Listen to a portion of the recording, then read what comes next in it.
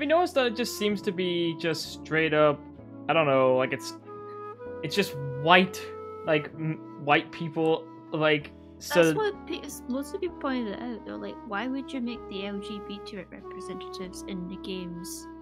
Why would you pick the white ones? Because I guess it's because when you really think about it, at the end of the day, they're the vast majority. True. If you want accurate representation of what is actually true, and that is probably the most true thing ever. you want your goddamn straight. Do you want accurate you want some made up representation of big chubby Alaskan woman being gay, or do you want accurate representation of someone who has of some girl having the strangest hairstyle ever being gay? The thing is, though, apparently Blizzard were like, oh yeah, there are multiple LGBT characters, but they've only confirmed 2. It's like, are you just trying to bait the LGBT community to like your stupid game? Because we're not buying it. That's probably what's going on, actually. We well, don't worry, we'll put in more LGBTQ whatever's in the game as long as you keep buying our stuff. But you said this back in 2015. We're still you gotta buy the game first. But we want Lucio gay and Zarya lesbian. No, buy the game first. Well, I don't have any money. Well, then that's your problem. You're worse than Todd Howard. I don't even know who that is. That would be really funny. Be so that I don't even know who that is. What a way to just be a dick. Just I don't even know who you're talking about. You're talking crazy. You're crazy. There's no such thing as Todd Howard. Todd Howard doesn't even exist on the same plane as. I'm on a metaphysical plane. You don't even understand. That's why I won't change the engine of which all the next games are coming out on. Exactly. I mean, what's the point? You're all gonna buy it anyway. You're not gonna buy my games anyway, so what's the point of changing the engine? And then stocks go down, thinking, oh no, I think we made a oopsie. Oopsie doopsie. We did a PewDiePie. No. With his oopsie doopsies. No. Alright, we'll probably get started in a minute. But what if we don't? If we don't, we'll just have to sit here and do nothing. Oh, okay. Yeah, exactly. You didn't think that through, did you? No.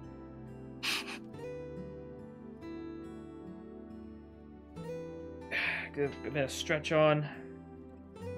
Gotta make sure my controller's charging up as well, so that's fine, so it shouldn't have any issues, because I'm using input mapper to make sure the controller actually works for Steam. Steam. Steam! Steam. You gotta love Steam! But what if I don't? How are you playing games on it then? It's called hacking. You should try it sometime. Yeah, you know how to hack. Yeah. Alright, Logan Paul, calm down. Yup. Wait, I'll get the game opened up.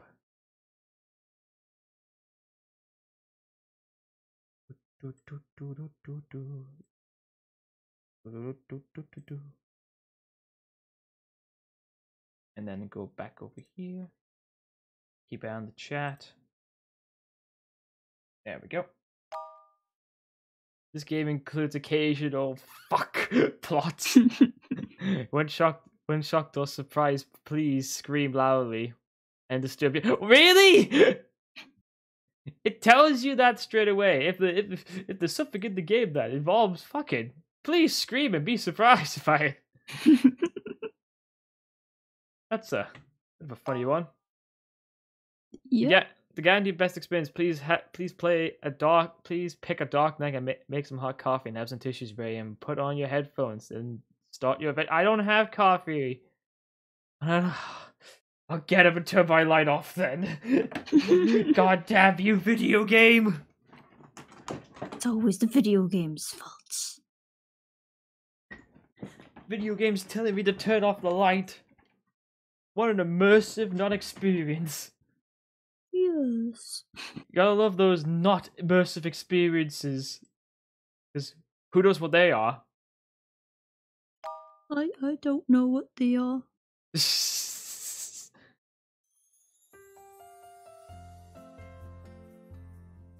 Alright, I just gotta turn this music up a bit so that way it's a bit loud for people, but not too loud where it's gonna make people go. Alright, here. Alright, let's get the party started then with a new game. Yes, I want to get rid of my original save. Alright, so we got two modes. We got normal or lunatic.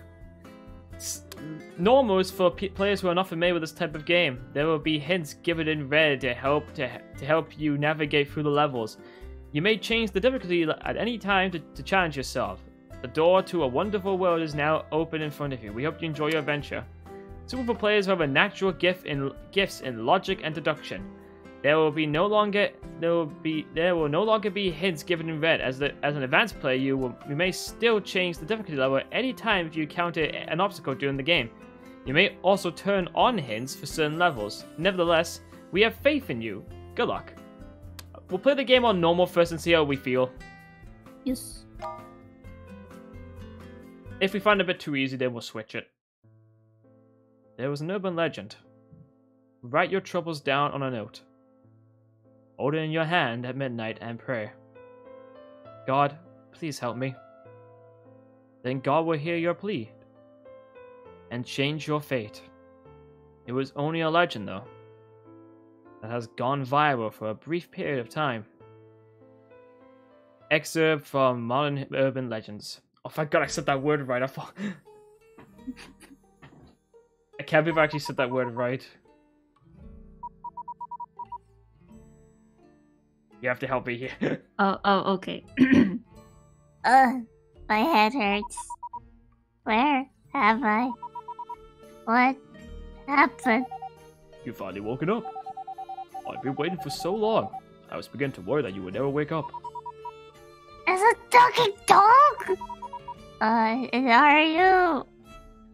What do we pick? My pet or my neighbor's dog, Fluffy? Are you Fluffy? My neighbor's dog, Fluffy? How did you come with a lousy name like Fluffy? Besides, we don't even have a neighbor. I still think it looks like a Fluffy. Wait, what do you mean by no neighbor? Have you lost your memories? Lost my memories? Yeah, you fell down the stairs yesterday. Oh, me too. Then you passed out. I thought you might have hit your head. I fell? But my head doesn't hurt anywhere. There's no bruising. Anyway, let's both settle down though. How about a quick test? Now, look into my big, beautiful eyes. No. And tell me, what is my name? Fluffy? Fluffy my ass! Well, I guess you really did lose your memories. My name is Will. I sometimes go by Willy. Willy. Shut it, you! Willy? Yes, Willy. Willy Wonka? No, it's just Willy! I don't own a chocolate factory! Also, don't you know that chocolate is dangerous for dogs? Oh, wait.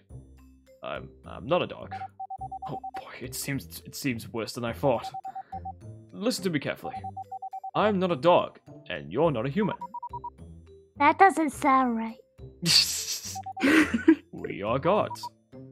What? Yes, that's right, we are gods. How did you know what I was thinking just now? I'm a god, of course, I know. As gods, it is our job to change the fate of humans who ask for our help. Humans encounter all kinds of trouble in their lives, and sometimes they pray to us, hoping for miracles, as they call them. We can help them grant their wishes, or not. It's up to you, of course. Wait. Stop babbling so fast. I don't understand what you're saying at all. I'm not babbling. You're just too slow. You're too slow. You know what? Let's start with job orientation, shall we? Come over here. It's time to do some work. Hold on. Are we starting already? I just don't have a clue what's going on.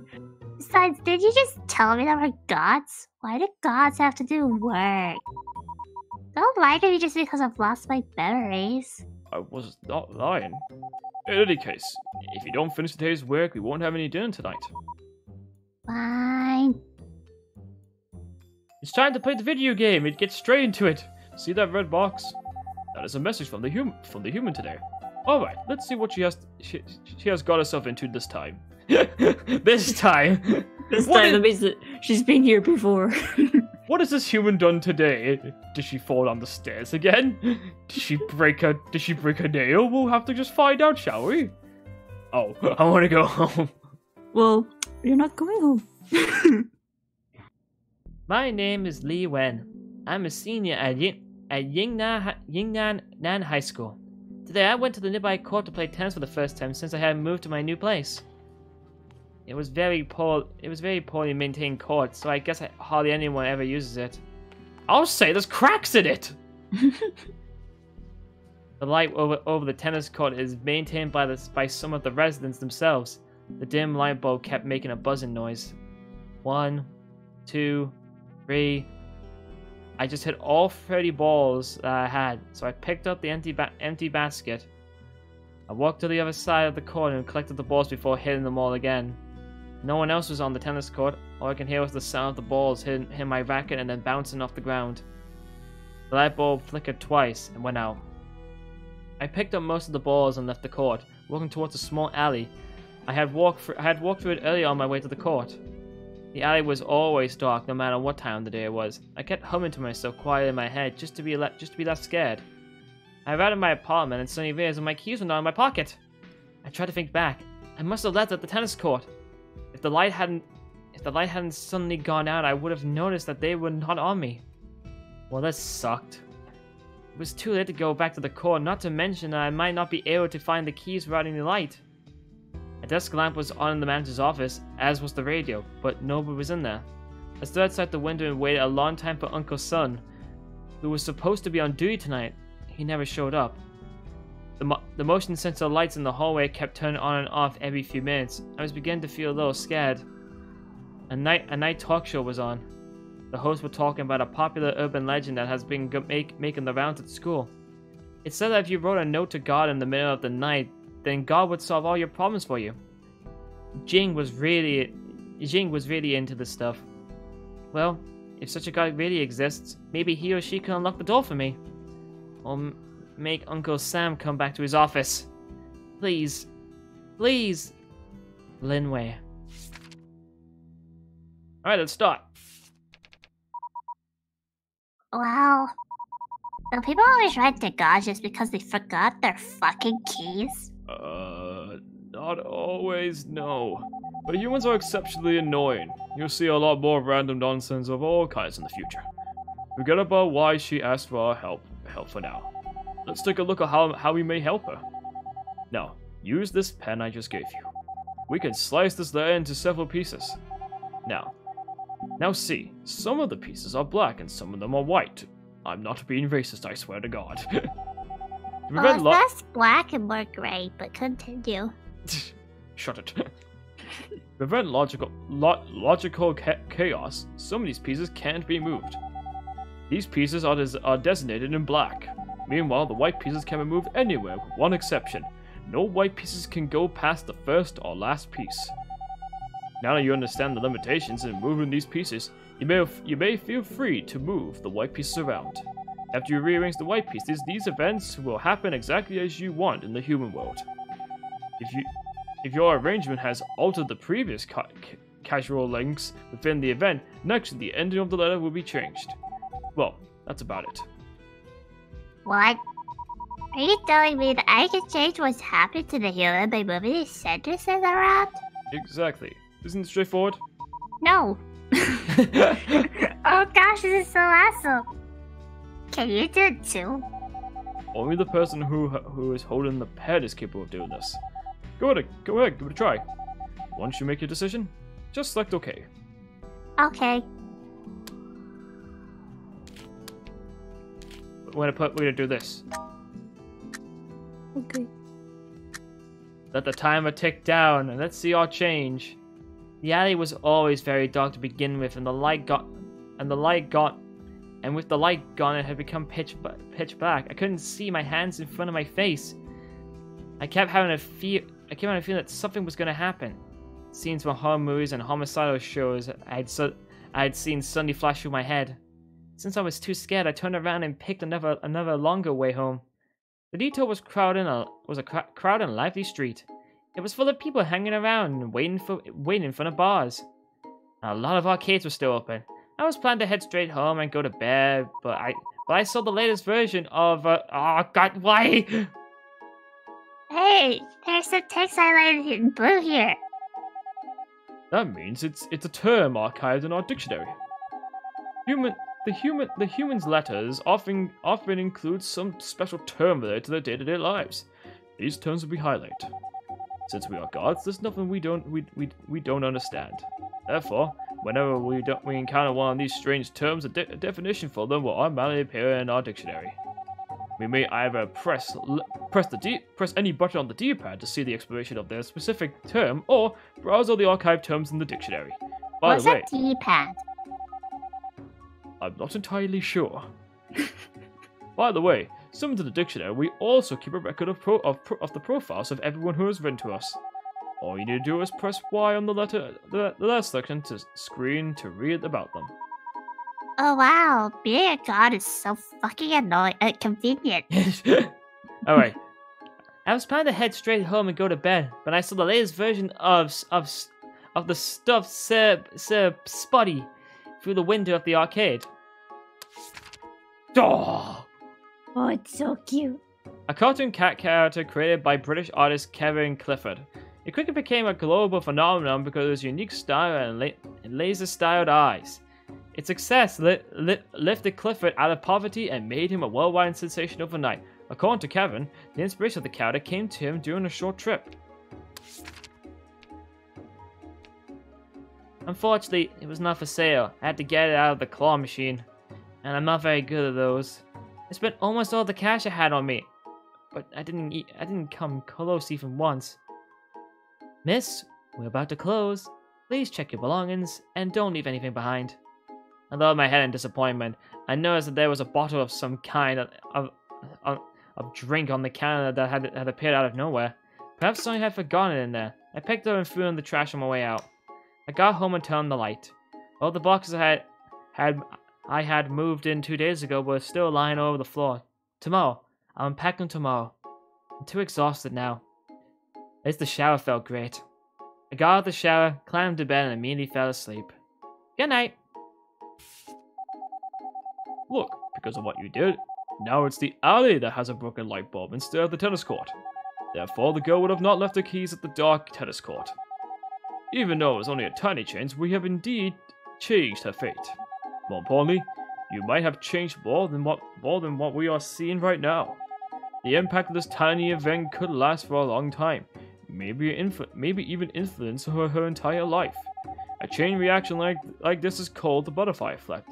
Butterfly effect. the butterfly effect in the human world.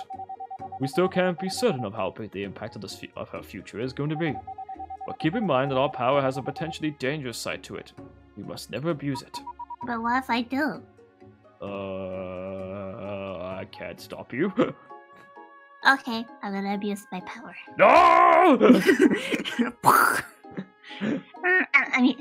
I understand. Well, we are done with this there. Let's go back and see if there's any more. Please don't let there be more. Being a god's so easy. Don't get too excited. You still have a lot to learn. I have faxed the letters for you up until now. From now on, you should begin your own letters. I have placed a mailbox at the bottom left of the corner of the screen. If the flag is up by the mailbox, it means that there are new letters inside. Did you hear a sound like a ding ding just now? That's the new letter notification. Whenever you hear it, that means some new letters have arrived. If you've processed all the letters at hand, go and check the mailbox. I got it. Check mail. Oh, the last words. I'm sorry. Oh god, please help me! Roses and a doll. Well, Alright. maybe I don't want to help you. Oh, we can check her. She's cute. She's gonna kick my ass. Which one should we do? Should we do continue hers or should we do his? Do his? Sometimes we might see multiple messages from two or more people at the same time. Why do humans have so many problems? In cases like this, you have to read through both messages in one breath before we can start working on them. That sounds like too much work. What are you doing? I'm trying to see how long I can hold my breath.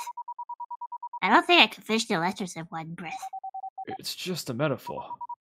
Well, what should I do to find the other letter after reading this one? After reading one letter, you may press LB or RB to open the next letter. What's LB and RB? Again, I don't know. Why you're saying it? I don't know, it's in my brain! Ugh. Whenever you need to switch between the two letters, just use the next buttons to switch back and forth. Okay, I'll start now. It had been 10 years. I had been cursed since the incident.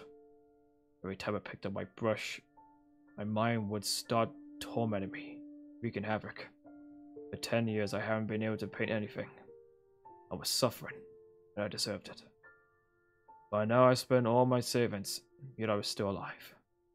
My friend was kind enough to send me over a teaching job at a high school, teaching the art class. I would start tomorrow.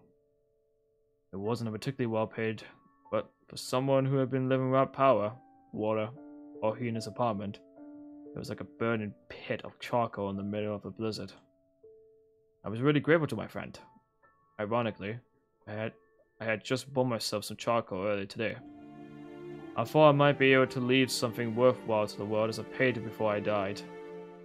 Yes, I wanted to make one of those final masterpieces. I sat at my easel. 1 hour passed.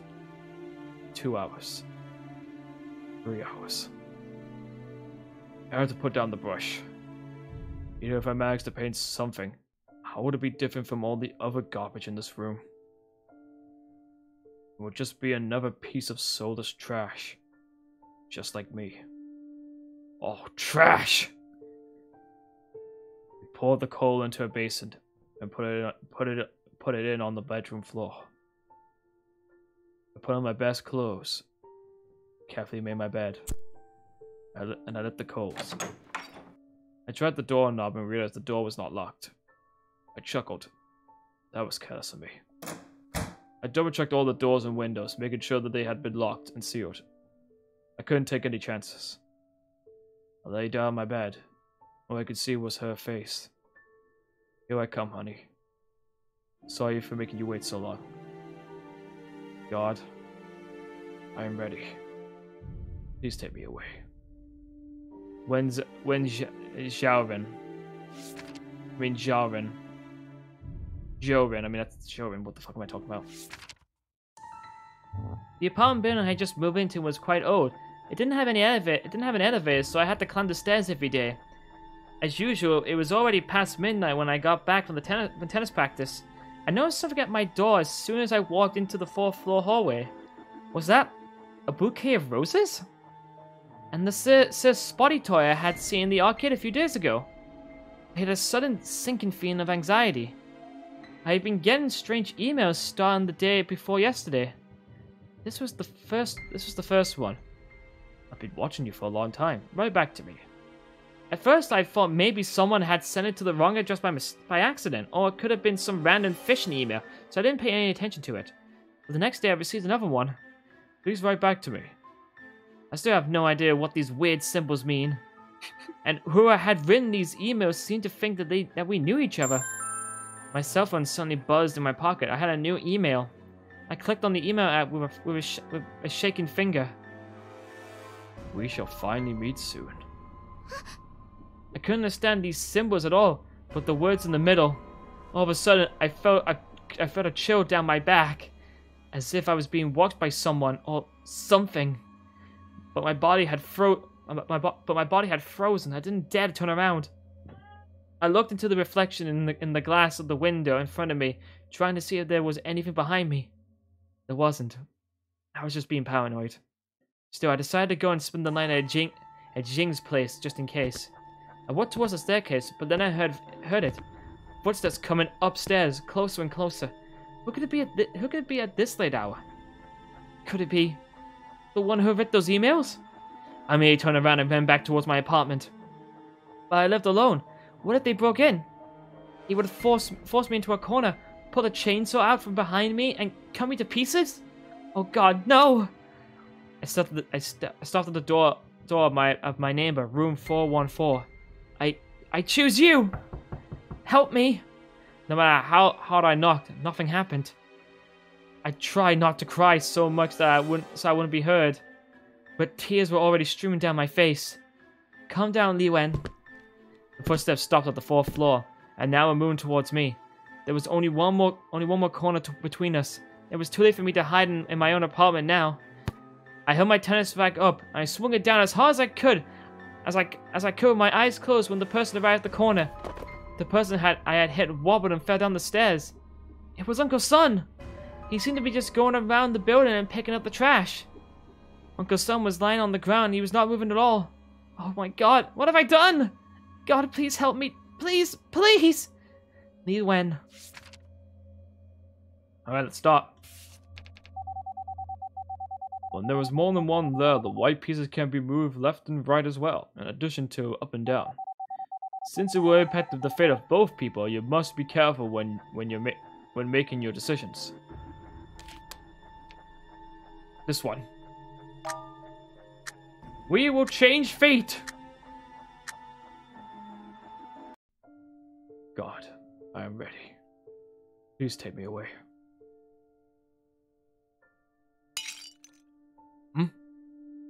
What's that noise? I struggled to sit up in my bed. My head felt like it was going to explode. Damn it. Just a little longer and God would have taken me. Whoever made that noise, be it a burglar or a utility guy, I will never forgive them. Excuse me. Sorry for the intrusion. Extending to my neighbor's apartment. It was completely dark inside and smelled funny. It was so hard to breathe in this apartment. I wonder who would live in such a place. I shut the door right behind me. I accidentally knocked over some jars that were shelved next to the door and they made a very loud noise. Still, no one responded. I suppose there really wasn't anyone home. I looked out from the peephole and held my breath. A thin, old hunchback man walked by the door with an empty plastic bottles in his hand. It was just Uncle Sun, the manager. Phew. This one is easy too. As Shakespeare once said, security is mortal's chiefest enemy, which could mean that overconfidence is man's greatest enemy. Shakes? What? Who? Who? What? Where? Huh? Huh? What's a Shakespeare? What's a spear shake? Shakespeare. He's one of the greatest writers in human history. Overconfidence is man's greatest enemy? Well, but I am no man. Okay, then how do you know how to write this person's name in Chinese? Chi Chong Ping? Wrong, it's Ching Chong Chi. Okay, I get your point, smartass. It's only easy because you're just getting started. You will see soon enough. What if I don't? I mean, what does this yellow star mean? When you see a yellow star, that means you have unlocked all possible endings of that particular event. Oh, should I try to collect all the yellow stars? Oh no, that won't be necessary. Our job is just to help the humans with their troubles. No matter how many times we try, or no matter how many endings we unlock, for the humans, there is only one ending to each story that they will ever know. So it doesn't matter really whether or not you unlock all the endings. In that case, what is the star there for? Well, I know you're asking me, but to be honest, I really don't know. Well, what's the fucking point? Completionist's sake. Why? Let's see, we get to learn more about this guy. When Joven. Somebody had ruined my plan. Damn it. I sat up and realized I could barely stand. The entire room was spinning. I felt so nauseated that I almost threw up. It was a little longer than I could have seen her again. The room was completely dark since I hadn't been able to pay my utility bill for a while. I lifted my foot and tried to take a step, but I tripped over my easel. The brushes and paints fell over the place. I crouched down and slowly started to pick them up again. It took me a while as I was so exhausted. I put out the fire and opened the window. I stumbled upon a flashlight and pressed the button. I heard a deafening explosion. That was a gas explosion. I'm not reading that. Yeah, this is just a Wikipedia page. I thought I saw a slender figure of somebody fall down in the fire before I passed out. When I woke up, the doctor told me there was a 17-year-old girl who had been sent to the hospital along with me. She hadn't made it. Fortunately, however, I was still alive. I had third-degree burns all over my body. I had lost my right arm and I couldn't speak. I couldn't even do something as simple as to ask what the girl's name was. God, why? Why didn't you just kill me instead? Alright, we gotta fix this. Yes. Let's do this.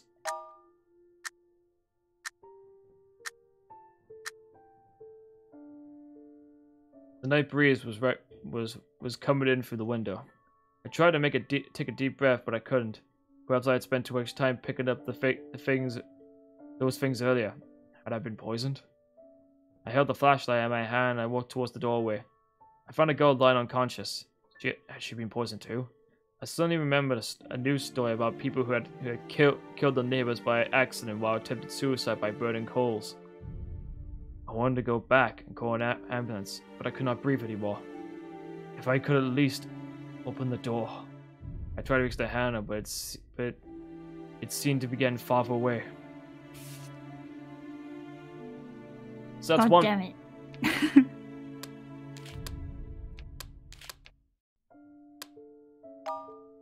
It's a bad end. Oh shit, I didn't want to do that. Ah, oh, goddamn, I have to go back. No. Okay, here we go. We try. Let's try this one. I want to try to get all the endings. Who's there? I pressed the button on my flashlight in a hurry, and the white light almost blinded me. Ah! I saw a shadow fall to the ground. I quickly turned my light towards the sun and I saw there was a girl that I had never seen before. I checked to see if she was still breathing. She was. I remember the school pitted during my junior high years. I had done the same thing to scare a girl in my class. She didn't faint, even though I had done it intentionally. Kids today are so weak. I carried the girl into my ventilated bedroom, lay her down on my bed, and pulled the sheet over her. I went back into the living room and picked up my paintbrushes. I tried to remember her panicking face when she saw me. I suddenly had a new feeling, a feeling like I could paint something special this time. And yet, I just fell asleep with the brush in my hand while leaning against the wall. Wow, that was so scary. I don't want to see anything else like that ever again. Well, if you want to see it again, you can. What do want to? While you're reading letter, press start, replay to review the entire letter again. I wonder though, why can't we see all these images? Aren't we just read their letters? Technically, we are not actually receiving handwritten letters from the humans. You can think of these letters as the manifestation of their will. That's why they include more than the text you are reading. Sometimes we will receive the images of what they see or how they feel. Wow, that's really amazing. Let's see if we can get the next one. Alright, here's the last one.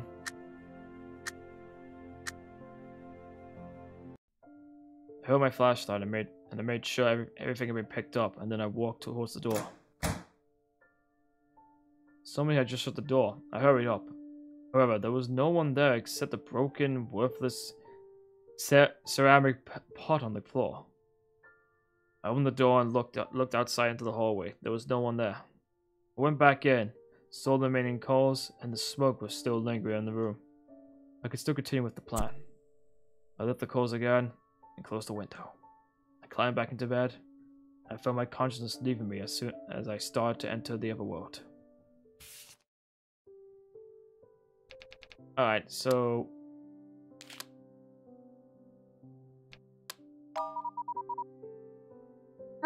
Some pieces are missing. Sometimes this happens. In this there, the previous development led to the gas explosion. As a result, when Xiao Rin would not be able to carry out his following actions. Therefore, the white pieces had disappeared. Usually pieces will disappear when the subject of the actions described in the pieces is no longer active. This is not only confined to the sender of the letter. It could also be because of someone mentioned in the letter. Again, it depends. The important thing is to think about why they might disappear. I see. I pulled the fire and opened the window. Wait, how'd that... Oh, god fucking damn it. I didn't want to leave! How do you feel? Whoa, everything feels so unreal. Am I really a god? Have I always been living here? And has the sky outside always been so fucking red? It's even snowing outside. The weather's so fucking weird. I have no memories of any of this. Is any of this real? I don't know. That's a very good question. Of course, don't worry about it. Your memories will come back to you slowly. Anyway, don't you think this job is perfect for you? And it isn't too hard either, is it? That's true. It's more interesting than I thought. Okay, I'm just sorting out some stuff real quick. I was just checking some settings. Just making sure that you sound okay. While it is interesting indeed, it is also rather serious. From now on, I won't repeat myself anymore. Some of my previous instructions can be found in the Help menu. The content What's the Help menu? I don't know, okay? Stop asking me questions! The content in the Help menu will also grow as you learn more about your job. However, you might not be able to find everything you need in there. For instance, if you forget or didn't pay attention to what I've told you, you might not be able to hear it again. So, the truly important information, as you see here, will be highlighted in orange. Things in orange are extremely important. When you see something in orange, you should slow down your reading and pay extra attention. Now, answer fast. Which of the following words were highlighted in orange in what I just said? I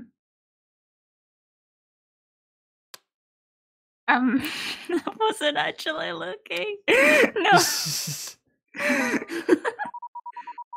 Truly important information, I think. Correct. The orange text may appear, not only in my words, but also occasionally in the human letters as well. The human letters might include text in other colors too, such as yellow and blue. The yellow text highlights digital messages in a text message or email, while the blue text highlights messages left in a fax or a note. The orange text, however, emphasizes something else. I'll explain to you later when we see it. You won't remember it at all if I say too much right now. In the end, you just need to remember that orange text is extremely important. Now, to make sure you didn't just make a lucky guess earlier, we're gonna have another quiz. Which of the following phrases were highlighted in orange text in my previous dialogue? And what is their correct order?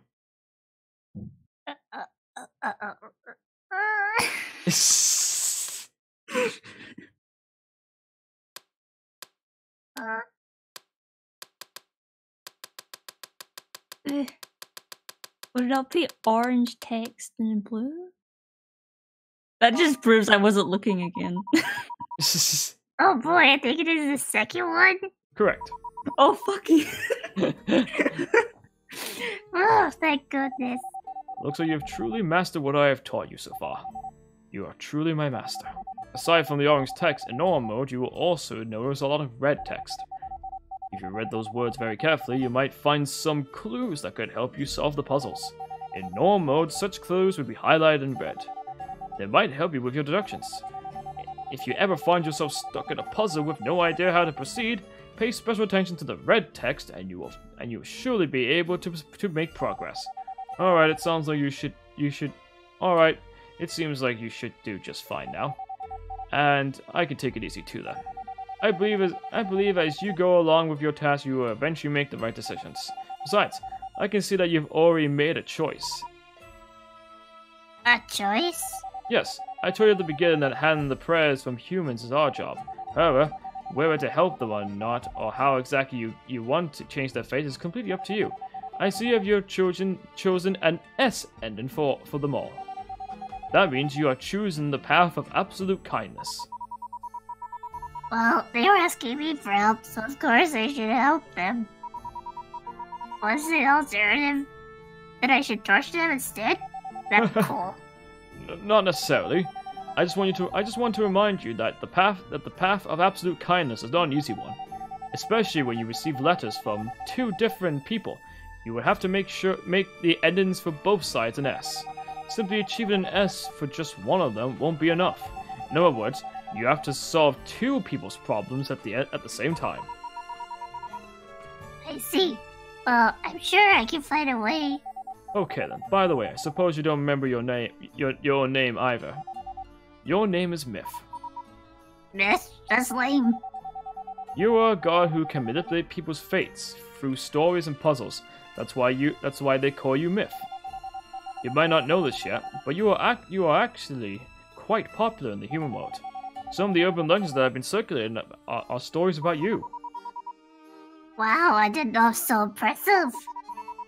Even though I seem to have forgotten a lot of things, and I'm so adapting and trying to learn. I do feel like helping people, and that makes me happy. If I work very hard, can I possibly grant wishes to everyone in the world? Everyone? Well, you'd be buried by all of the letters first.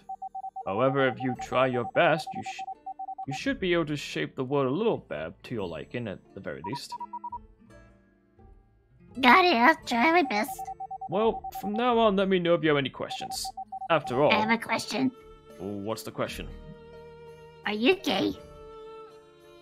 I'm a god. That's 2 letters away from gay. Haha, got him. He just eats her. No. And there's the crap meme, and is like Myth is gone. Do, do, do, do, do, do, do. After all, it's just the two of us here.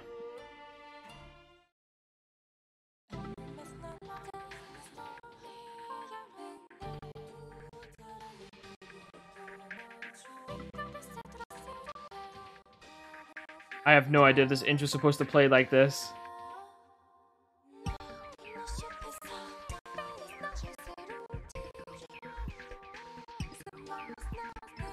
Why is it popping like that?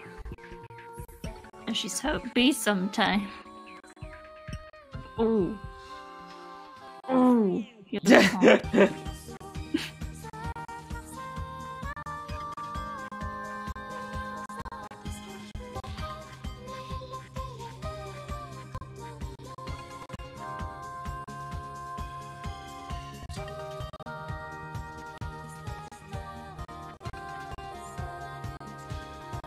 This can't be just a heavy hidden cutscene, can it?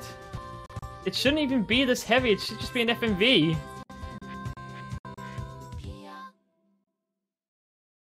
Okay, that was weird. Let me see what kind of lyrics we'll get today. Let's see what we got. Nothing. Nothing! Nothing. No one wants my help. It's a prank veil! 为什么会这样？ Porque siempre me pasa esto. 부처님, 나도 좀 도와줘요. Too many people speaking. All of you, shut up. At 35, I attempted suicide at home by burning coal in a sealed room. Saved.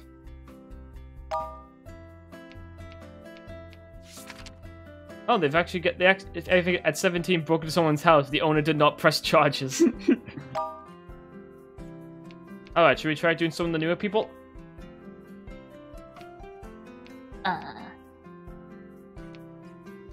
Because we got 3 boys here.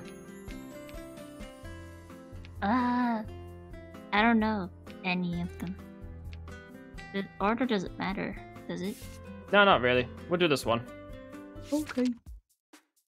My name is Chang. Oh, Jesus Christ! Fuck my life. Chang. Your British is showing. Fuck off! It's a Korean name. Chang Gwyn Min. I recently graduated from the Korean Police Academy.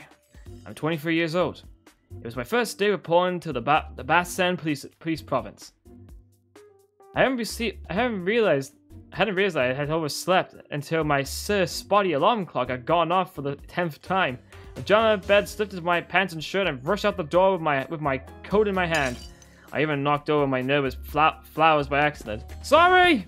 I'll clean up later! I'm running late!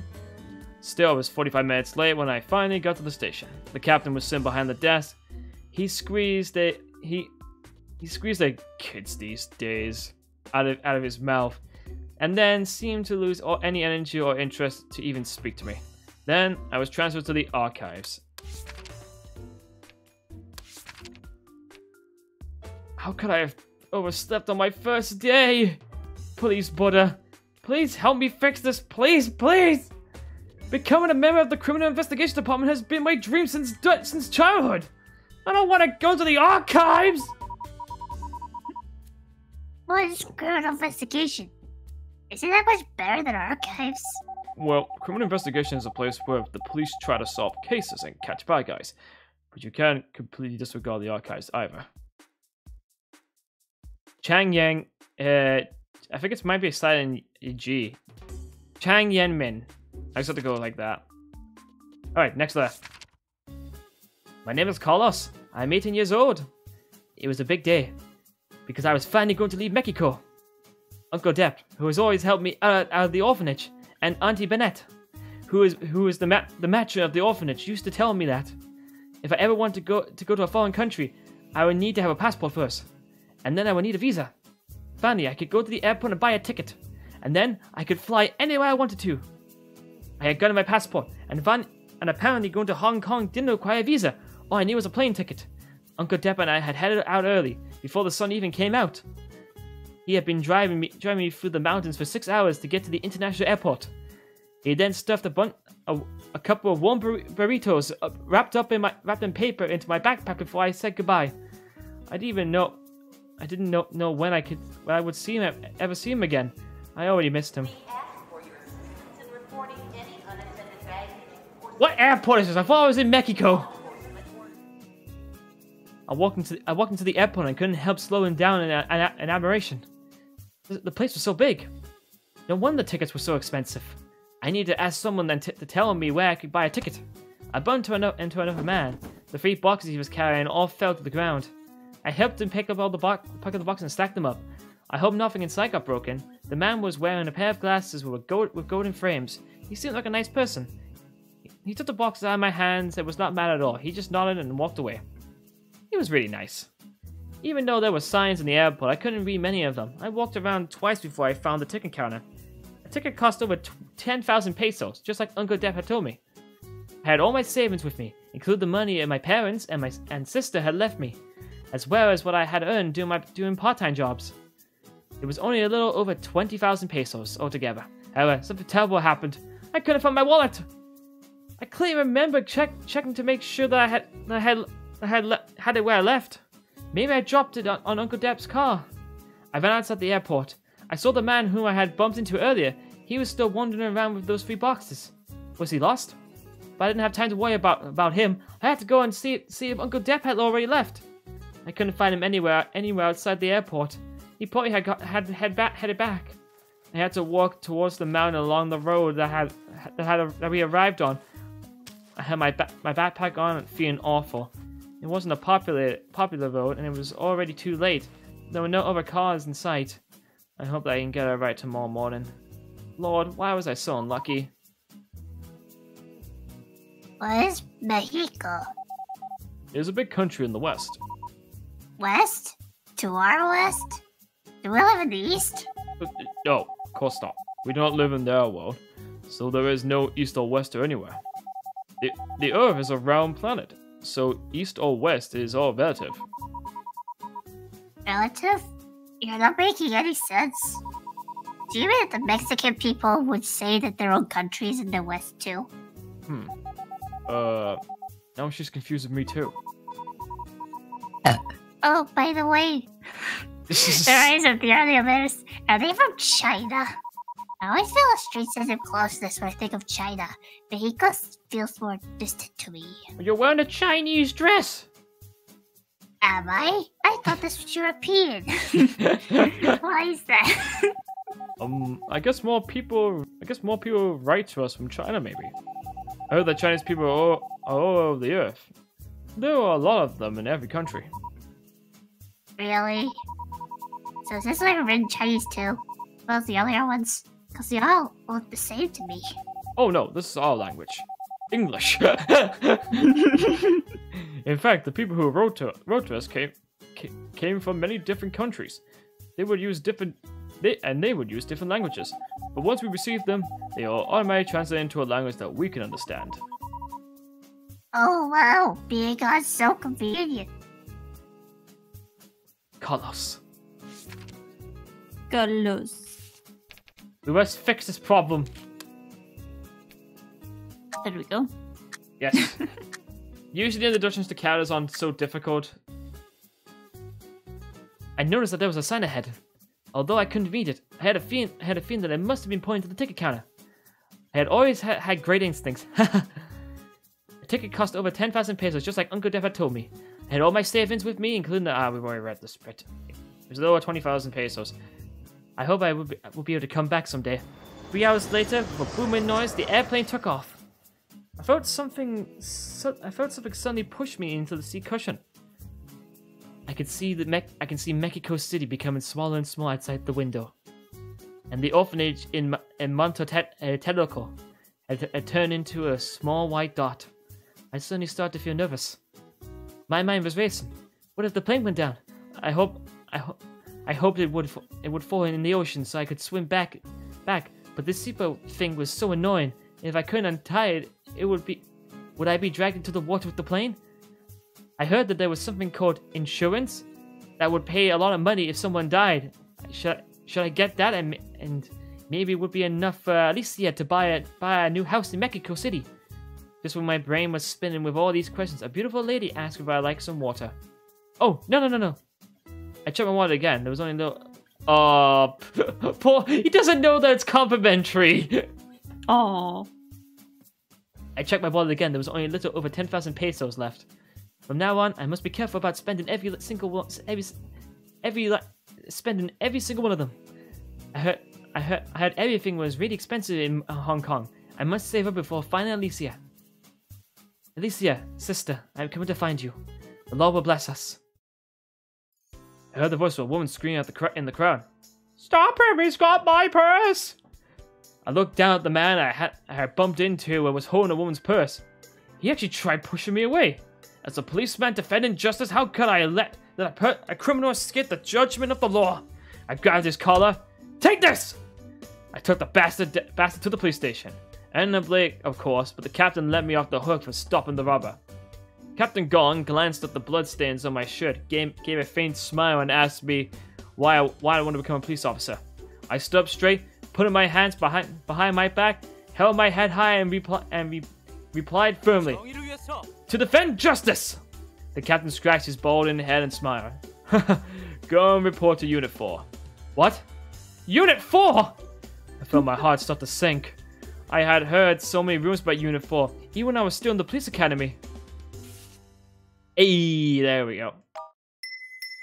Oh, got more mail. Porque siempre me pasa esto. Shit! Natasha. It's all my how about fault.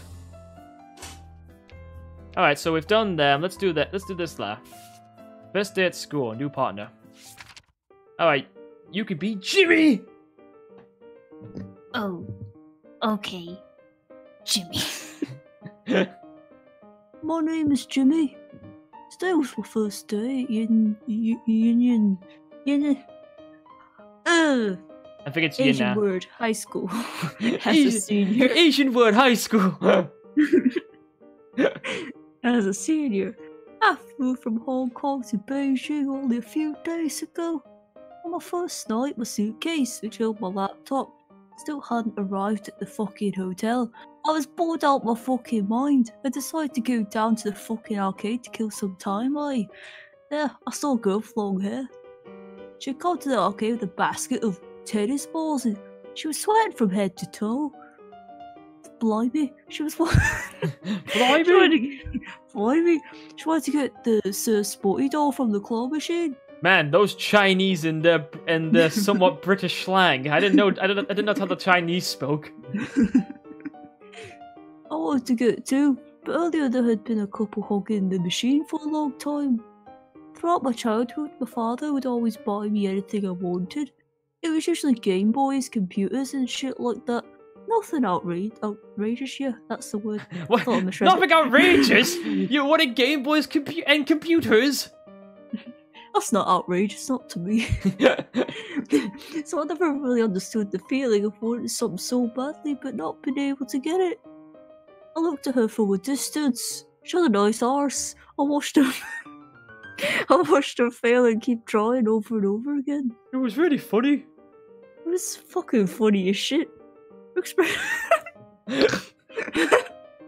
Her expression looked so funny and so cute. I felt a strange urge. I'd gone to an all-boys school in Hong Kong, and I also wasn't someone who liked to go out that much. I'd never really met very many girls. And I had never learned how to pick up girls because I'm an incel. But today... I'm part of r/incel. I really thought she was extremely cute and I had a special feeling about her that I didn't really understand myself. I didn't want to miss the chance of getting to know her. I mustered all my courage and decided to get her attention. I wrote down my email address on a piece of paper and I bought a drink and quietly left the cup on the counter of the claw machine with a note under the cup. Oh no. Oh no, the poor boy. No, I just needed to wait for a response. Also, who the fuck uses emails nowadays? What the fuck am I doing? The first night, I didn't get an email. It must have been too late. She would write me back the next day, I thought. The second day, all I got was junk mail, for fuck's sake. The third day, oh. This is why I got you to do this character, because of what he does. Maybe she'd lost the note by accident. Maybe she'd washed it in her laundry. Maybe I could find out what her email address was instead. Oh, but I'm not a hacker. Oh, wait, he is.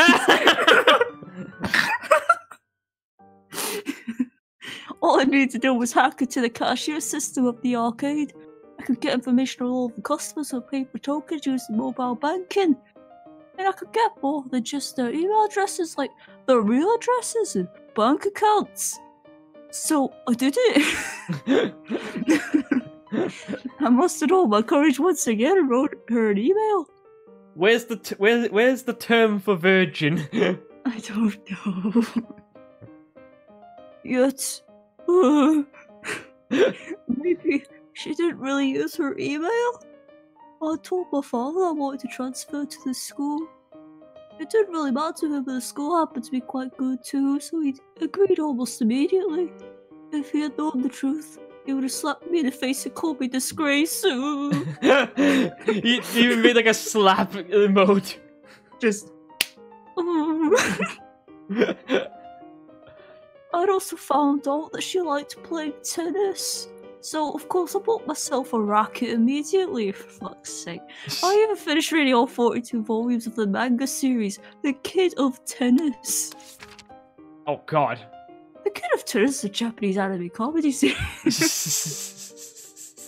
We're not here to read the Wikipedia. What if this is actually a real thing? I'll Google it. Quickly, see if it actually exists. The Kid of Tennis. If it actually exists, that would be really funny.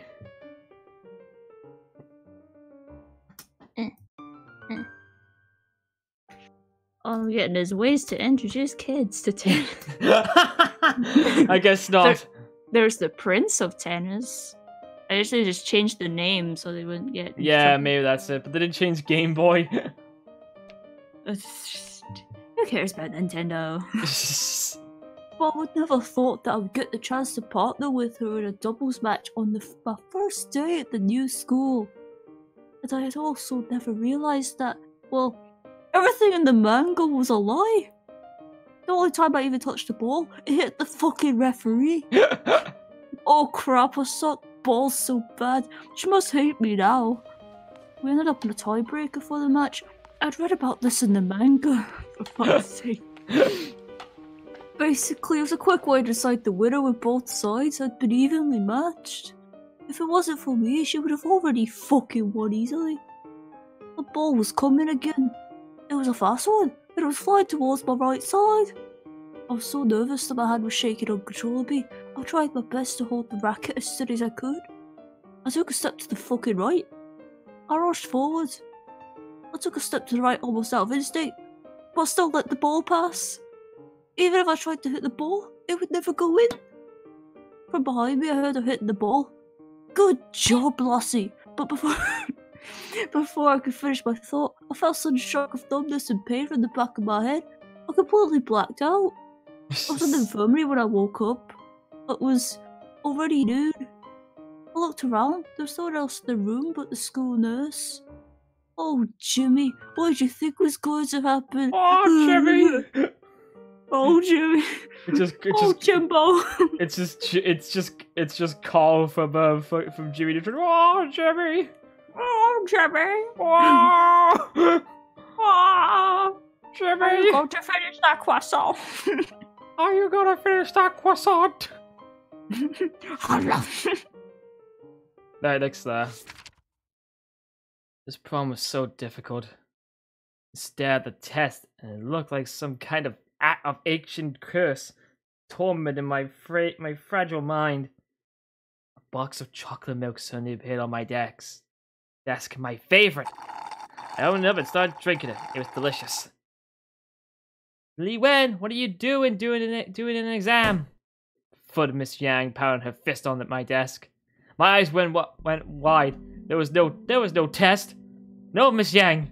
Not even my favorite drink, chocolate milk.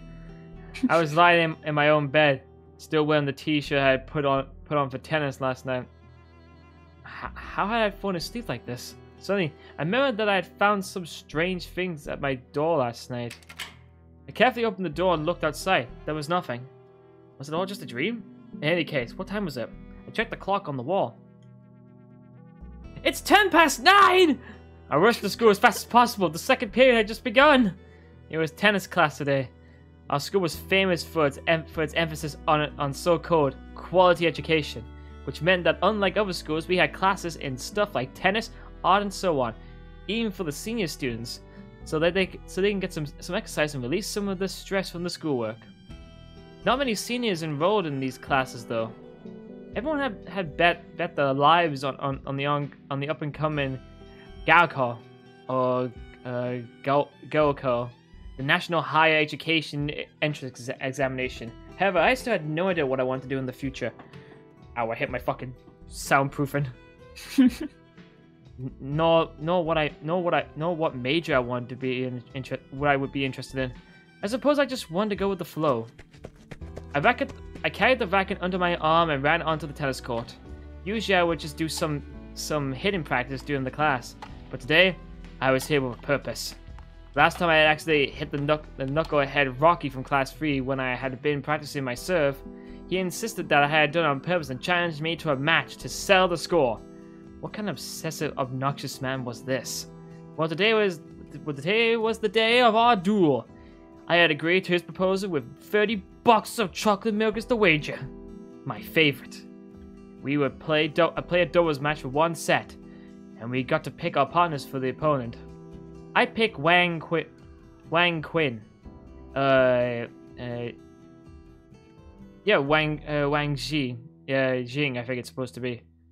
Or maybe Wang Ji as Rocky's partner first. He was probably the weakest of all the people present today.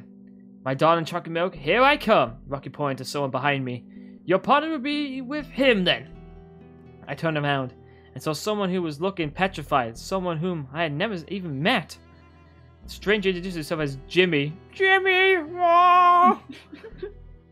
He said he had just transferred from Hong Kong today. Huh? A transfer student in the last semester of the senior year, and from Hong Kong, no less. That's peculiar. Never mind. I need to win my chocolate milk first. Since he had a role in the class, he could be really good. Maybe this would be my lucky day. Just one game later, I realized I had been kidding myself. That sneaky Rocky. He must have known this guy didn't know how to play tennis at all. Wang Shi might be a 2-0, but that would make Jimmy a 0-2. He barely even knew how to hold a racket. No matter. For my precious chocolate milk, I would have to do it alone. And half an hour later, we were at a tiebreaker. A tiebreaker is a scoring system in tennis. A 12-point tiebreak game is played when a set is 6-6. In the additional game, points are counted using an ordinary numbering. The player who reaches at least 7 points, but also has 2 more points than the opponent, wins the game and the set. Alright. The score was 7-8. 7-8, the match point. If I could win this next point, I still had a chance. Otherwise, I would have to go and buy chocolate milk at myself at a 7-Eleven. What the hell? They put 7-Eleven in this? I was standing on the right side of the back, on the right side at the back. My hat was soaking wet and sweat was dripping down my ponytail on my t-shirt. Jimmy was standing on the left side of the net. I could see he was sweating through the back of his t-shirt too. Here came the ball. It was in at the center of the back of the backcourt to my left. I squeezed my racket in my hand.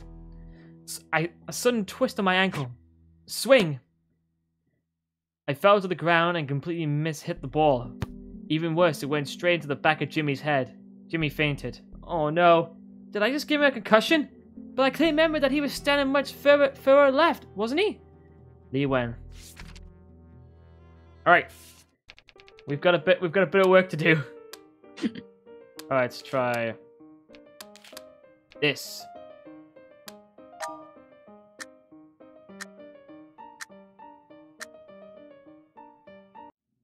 Even worse, the ball went straight into the back of Jimmy's head. Jimmy passed out. Oh no, did I just give him a concussion? But I clearly remember he was standing much further left, wasn't he?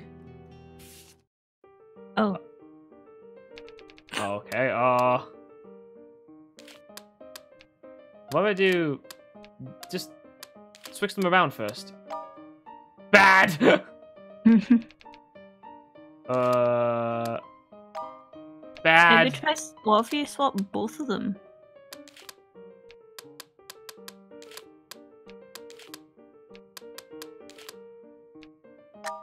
Here we go. We got a change going on. Let's see what we get.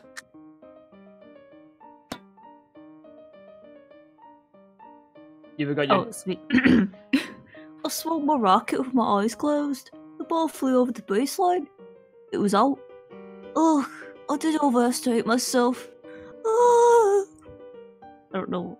It's just a dude lying down to stretch out to make a noise, whatever. The match was over. Yeah, you're right. It was over. Ugh, she must be mad at me now.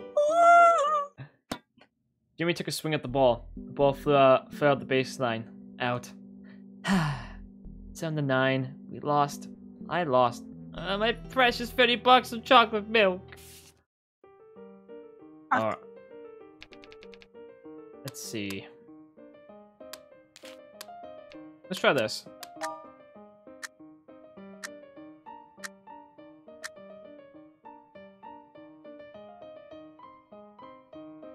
She hit the ball, but it didn't go over the net. The match was over. We lost.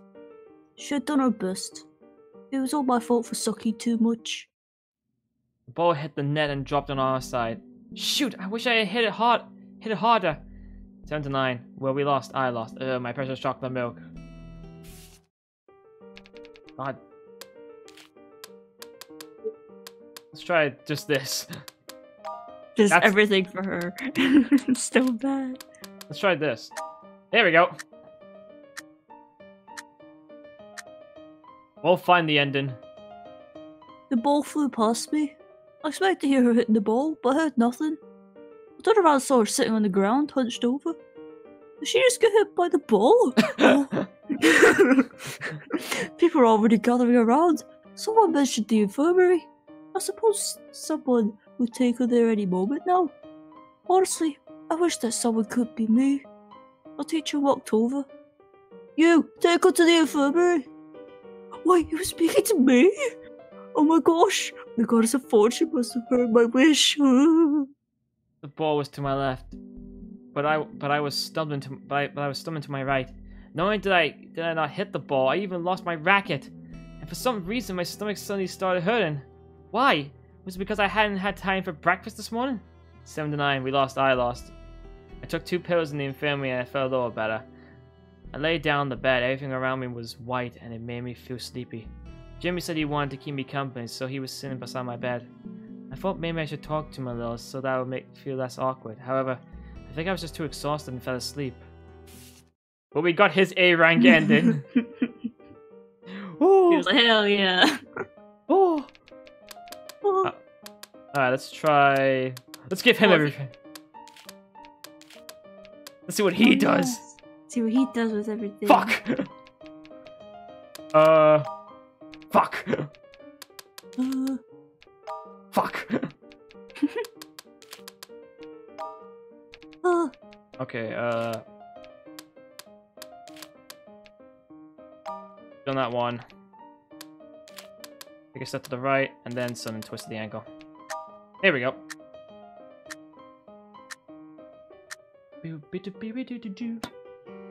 She hit the ball back and won the point. Good job. But a few rallies later, she suddenly fell to the ground with her hands clutching her ankle. She seemed to have twisted it. The match was over. We lost. She went over to the bench and sat down. People were gathering and comforting her. I only dared to look at her from a distance. I took a swing at the ball, but I tripped. Although I took another step, the ankle was hurting too much to steady myself. I lost my balance because of the twisted ankle, and I fell on the ground. But luckily, I hit the ball before I tripped. The tennis ball flew over the net, kissed the baseline, compressed, and bounced up. Then it was stuck in the wire fence around the court.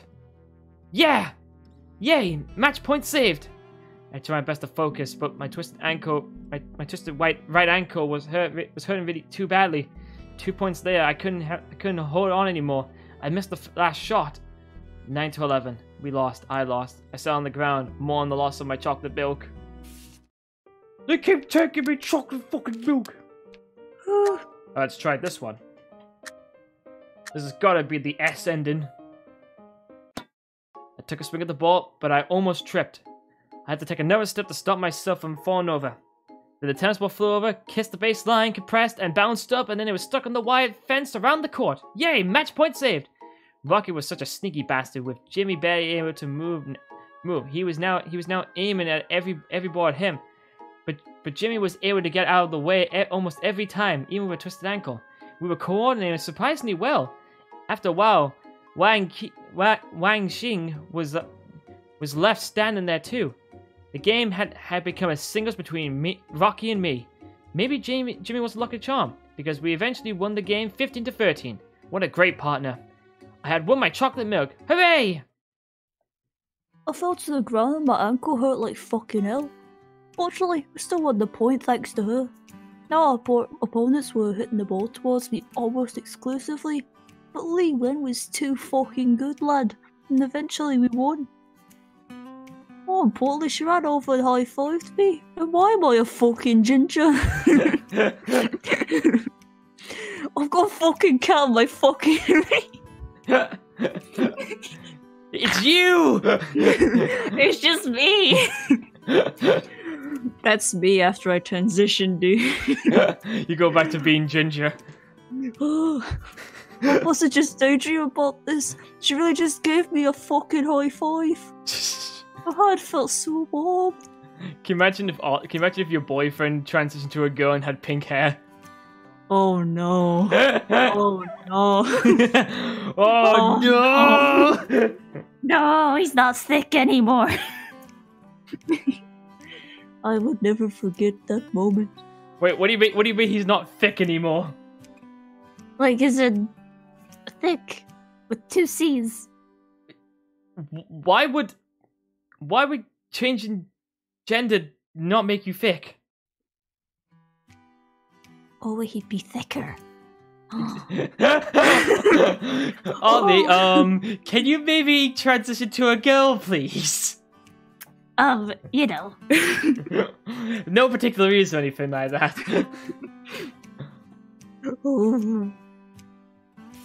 There we go.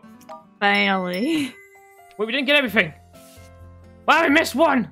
There's one we missed. Go back. Go back. Oh. There's one more thing that could help with your work. That's X history. X What's history. X history? History? That sounds like something I can use to review all the endings I have unlocked, right? Smart girl. Every ending you have come across is archived there. When you run into something that's too complicated, try referring to the history for inspiration. Alright, start again. So we want to look at the history. Oh, one more thing. I have another small tip regarding the history's archive. In here, we can browse all the possible endings to Tila. They are displayed on the right. Furthermore, they are arranged in the same order as the small squares you see when you open the letter. They are arranged in this order: S A B C D F X. The I with the ending with one small I is the one you are currently viewing. I see. I think this could help my... Classic delusions. This could help with my deductions too, when the number of endings increases. Exactly. As for how you want to use it, that's totally up to you. Alright, so let's see. Okay, suddenly twist my ankle and swung. Took a right step to the right and I stepped. I rushed, swing, took a step.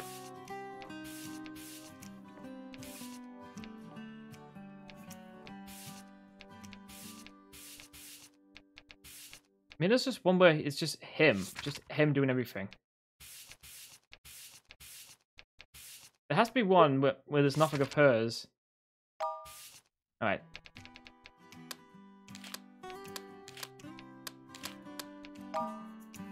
Nope.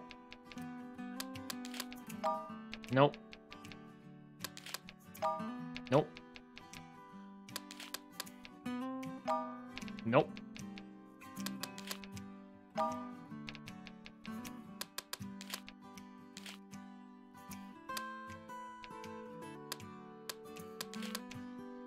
Oh, it tells me what it is actually a bit. Nope.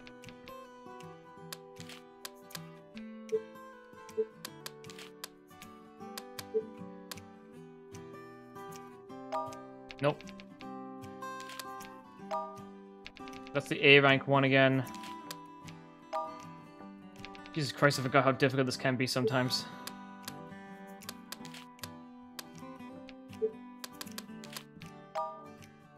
Nope. Okay, what if I just do some of these? Just switch them around a bit. This is like the problem with this, because this could be a little bit funny to pick up from. So let's see. Need to get her A. So I've done that one. Sudden twist of the ankle and swing. Swing, took a step to the right and rushed. Rushed, swing, took a step to the right, and sudden twist of the ankle. It has to be like one where there's like... I don't want to have to like, look up a fucking guide.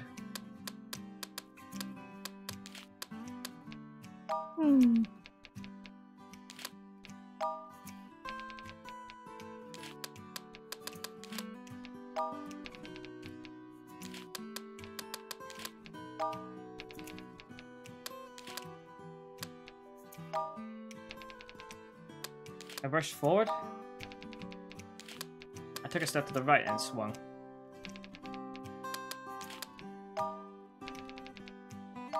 That's the A ending again.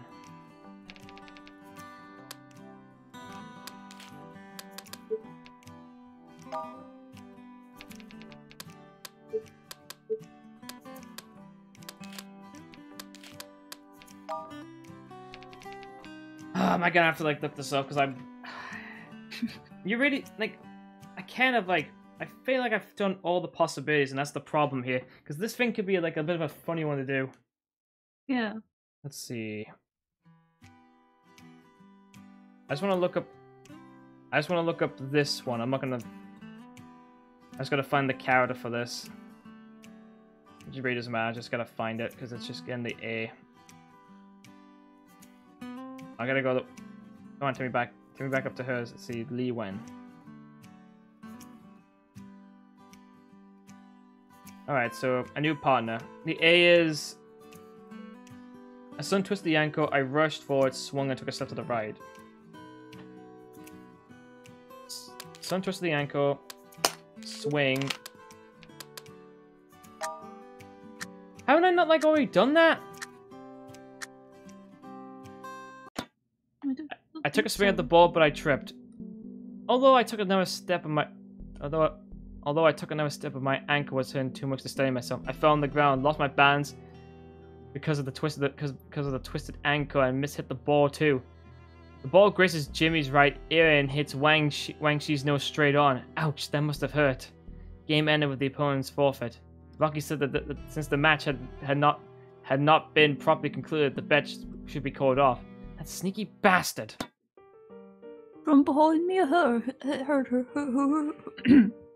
Heard her hitting the ball. Good job. I felt the ball graze past my right ear.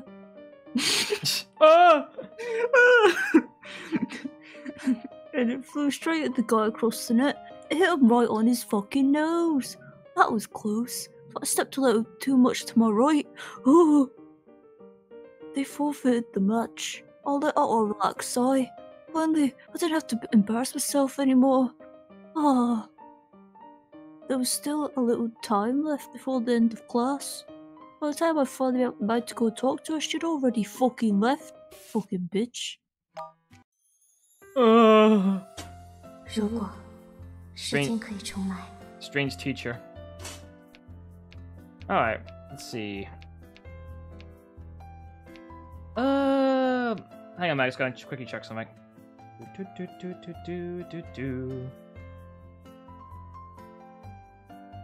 Let's see. Yeah, just making sure that's fine.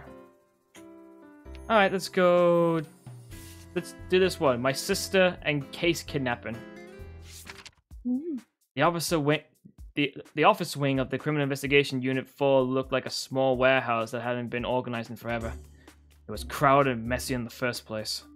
Then almost every desk had stacks of files that were at least 20 centimeters tall, as were all kinds of evidence and other random items. I stood up straight and gave a salute. Chang Yang Min, reporting for duty at Unit 4! There were only two people there besides me. One of them was wiping down his rifle. He looked at me with a strange, examining look on his face. The other one had dark circles around his eyes, which made him look like he hadn't slept for days. He was looking over some files. Judging from his seat, he must be the infamous lieutenant of Unit 4, Kang Bakya. Lieutenant Kang gave me a glance. With a half-smoked cigarette in his mouth, he then mumbled, "You over there." I followed the directions of his look and saw the desk that he seemed to be referring to. Many old bags from McDonald's were stacked on top of it, all filled with the leftovers and trash. It was also directly opposite the bathroom facing it. It was okay as long as I had somewhere to sit. I was about to ask Lieutenant Kanga what should I do next when the phone in his desk rang. He took the call, put the phone down, and announced to us that there was a gang-related hostage situation 2 blocks from the station. I never thought my opportunity to defend justice would arrive so soon. Lieutenant Kang put out his cigarette in an ashtray and stood up. I followed him. He grabbed his coat and asked, "Hey, new guy, have you got your gun?" "My gun? No, not yet." "Then where do you think you're going?" "Stay by the phone. Take notes if anything comes up. Don't speak too much." "I could still help without a gun. As a policeman, I swore to defend justice, to prevent all offenses against people and property." Justice? Lieutenant Kang burst into laughter before I can finish my sentence. "You think justice is gonna block a bullet from hitting you?" "Well, kid, I've seen plenty of idiots like you. In my year, there was only one rule you need to remember at all times, which is to follow the orders." "Huh? That wasn't what I meant at all. I was just trying to help." The first day on the job, and I was already having such a misunderstanding with my lieutenant. But before I could explain myself, Lieutenant Kang continued, "If you have a problem with staying by the phone, you can just go home.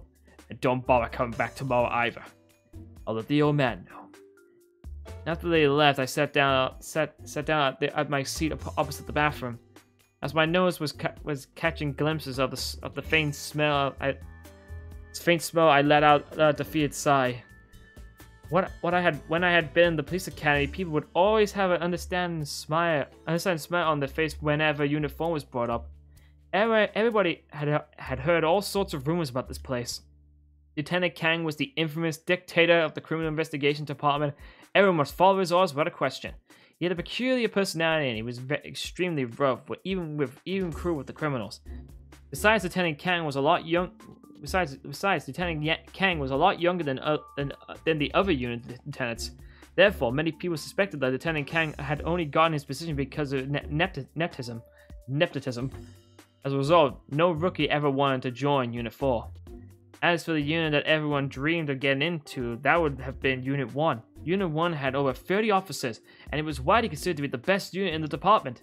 Yet, here I was, assigned to Unit 4. I was sulking when the phone rang again. There was another hostage case in Bupyeong-dong. Since no one in Unit 4 was available, I suppose it was my time to shine. I hurried to the scene in 10 minutes. It was a 10-story apartment building. I could vaguely see two people on the ledge of the rooftop. People told me that they were a married couple.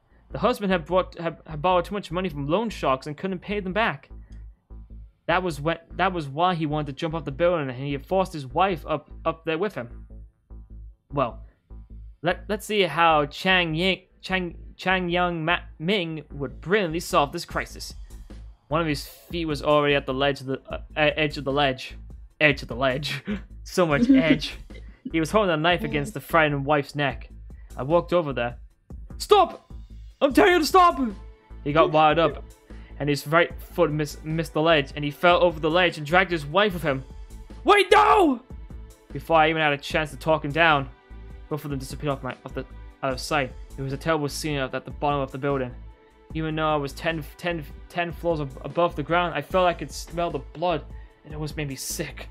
I stood there in shock for the first time. I'd finally recognized what it felt like to be a real policeman. Oh God, what the hell have I done? Could I be any more stupid? Please, Buddha. Please let me have another chance, please! Chang Young Min. I'm not Buddha though. Hong Kong was different than what I imagined. Back home in Mexico, everything was so colorful. But Hong Kong was just grey. Grey streets, grey buildings, grey store signs, and even grey homeless people. And there was me, sitting in the middle of them looking odd. I never knew that pesos couldn't be exchanged in Hong Kong dollars here. When I woke up, I found a few more coins by my feet. I had to take them. I must survive. None of the homeless people seemed to like me very much, perhaps because they could only get about half as many coins as I could. I had a big sister named Alicia. She was 9 years older than me. We both grew up in an orphanage in Monte Taloco. Taloco. Yeah, I think it's Taloc. It was a rural place. You had to travel 4 kilometers to get to the nearest town. Kotapek. Just to make a phone call. I couldn't remember anything about my own parents. My big sister was the only person I had in this world. 9 years ago, Alicia had left Mexico to make more money. She used to write me letters every few months. Every time the mailman came, I would be so excited to see there was an envelope with my name on it. Even though I couldn't read much, Auntie Bennett would always read them to me. Alicia didn't seem to have the easiest time, but she had seen so much of the outside world, and by reading her letters, I felt like I got to see what Alicia had seen as well. I could almost feel like I was there with her, in the big, new, interesting, and fantastic world that we had never seen before. However, we had stopped hearing from her about a year ago. Her last letter had come from Hong Kong, so I asked Uncle Depp to find a tutor for me who could teach me how to read and speak a little of the local language. I had worked so hard to make more money for the trip. I had done all this just so I can come to Hong Kong, even though I wasn't sure if she was still in the city. Still, even if there was just the tiniest hope, I would never give up. I knew I had to find my sister and make sure she was okay. I arrived at Pitt Street. Pitt Street had been on my postmark as Alicia's last letter. Maybe someone nearby might have seen her. Before I left, Auntie Bennett had given me an old cell phone. I put up a picture of Lucilia off my phone. I held up the phone asking people door to door if they had seen my sister. I couldn't tell if they simply couldn't understand me, or they would. I couldn't tell if they simply couldn't understand me. They waved their hands at me every time before I barely spoke it. Almost halfway through the street, I found myself behind a huge crowd of people. Thick, dark smoke was coming out of the building nearby. People were shuffling a burnt elephant. More and more people started to gather on the street. Many of them were even taking pictures with their phones. The fire truck finally arrived. My cell phone suddenly rang. My cell phone fell onto the ground. My cell phone was vibrating on the ground, and then it fell through the storm drain. No! The sewer water was flowing rapidly into the drain. I held onto the drain and tried my best to look down. Maybe the phone was stuck somewhere. I looked for a long time and even tried to reach it with my hand, but I couldn't get it. I was so tired and disappointed and desperate I couldn't even pretend anymore. I fell to the ground feeling like shit. That cell phone was the most valuable thing I had. It had the only picture of my sister on it. Lord, please help me. I really didn't know if I could ever find my big sister without it. Colossus. Well, we've got a bit of work to do. Alright, let's try maybe this one. Oh, we made one change. Stop! I'm telling you to stop! He got wired up and his right foot missed the ledge and he fell over and dragged his wife with him. Wait, no!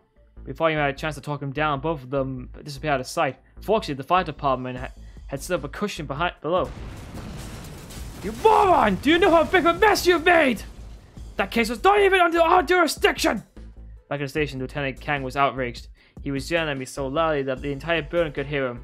The hospital later called him and informed us that the couple was okay. However, the wife had been 4 months pregnant. They couldn't save the baby. I was suspended due to the serious consequences caused by my recklessness and unauthorized actions. So we got a good few things to work with. Wow, that was an A ending? That was surprising. Didn't really sound like an A if you get suspended. Okay, what about just this one? Oh, we got 2 changes.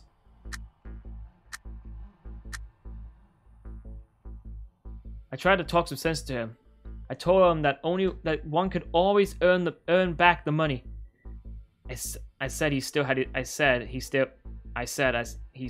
his wife's full support, so he shouldn't give up just yet. I even tried asking him if he would like some dosed bimbabom for dinner, but none of my techniques had learned from the academy worked. The standoff kept going. The wife was clearly physically exhausted, and she looked like she was mentally drained too. Honey, if you really want to die so much, let me go with you. I hope we can both be happy in our next lives. She grabbed the knife onto her neck and cut her own throat open. Blood was gushing out.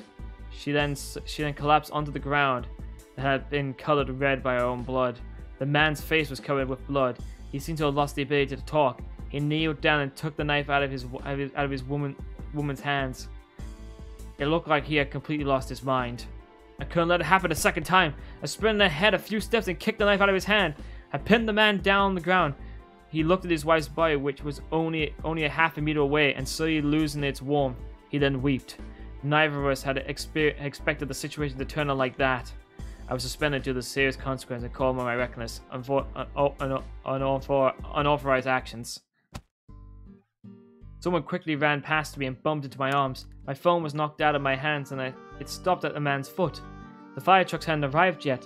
However, this man in a black trench coat seemed to have summoned a lot of people to help out the fire. He picked up my phone with his left hand. It was ringing with a joyful ringtone, and a little cartoon lamb was dancing happily on the screen. The man tossed my phone back to me, and I lost myself in the melody of the little lamb Billy. It was Alicia's favorite song, and she used to sing it to me all the time. I didn't realize I had forgotten to answer the phone until it stopped ringing. I called her back. It was Auntie Benetta.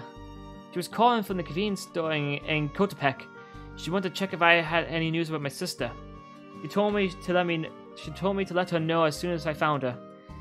Besides Alicia, Auntie Benetta was really the kindest person I ever met. Once I got a real job and became rich, I promised I would take care of her and the orphanage. I left the crowd and walked onto the street, asking the pedestrians about Alicia. So a bad and an A. So we got like 5 minutes left for him, and 6 for him. Alright, let's get to work.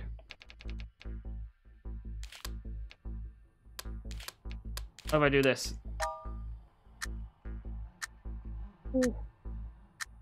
Carlos gets something. It was total chaos in front of the burning building. I put my cell phone back into my pocket and left the crowd. I walked on the next street asking the pedestrians about Alicia. That's a D ending. Alright, let's see. What about this? See what we get. The phone kept ringing. Who the hell would be calling me at this godforsaken moment? I was about to bend over and pick it up. The man suddenly got riled up. He waved the knife at me wildly. Don't move! Don't answer the phone! His wife saw a chance as the knife had left her neck, so he bit his left wrist and as hard as she could. He dropped the knife out of pain. Then she ran over and hid behind me before he could pick it back up. The man suddenly began wailing like a child. Sue, even you abandoned me? Fine, I'll just go by myself. He raised his knife and cut his own throat open. I didn't have enough time to react. I was suspended due to actions. It was total chaos in front of the building. Fire trucks, firemen, fire hoses. The fire department had taken charge of the situation. I walked up to a fireman nearby and asked if there was anything I could do to help. A foreigner? He asked as he looked at me. You really shouldn't stay here. If we don't put out this fire today, we will be dying 1,000 deaths. He saw my confused look and added, "You are new to this. You are new here. This is the headquarters of the Black Dragon Gang, the most powerful gang in the area." Yes, gang, bad people. Wait, why can't I pick the term? Game.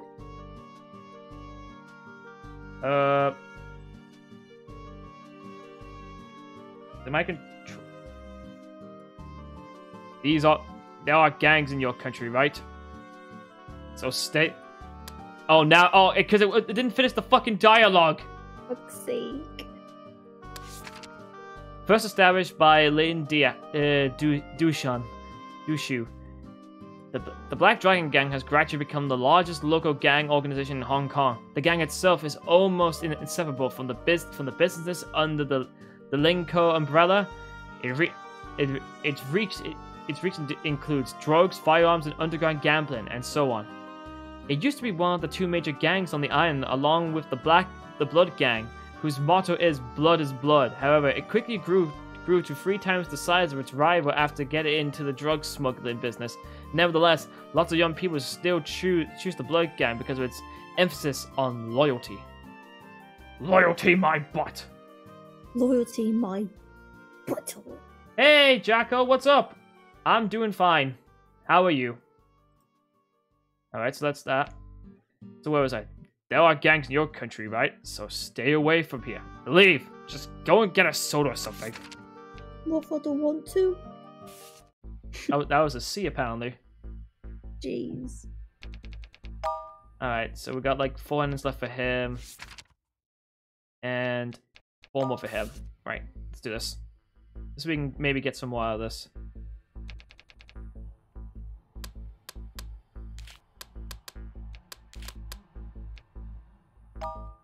Okay, that's a D ending. What about this one? D again. I walked over. Oh, we got another one. Hooray! More endings. Yay!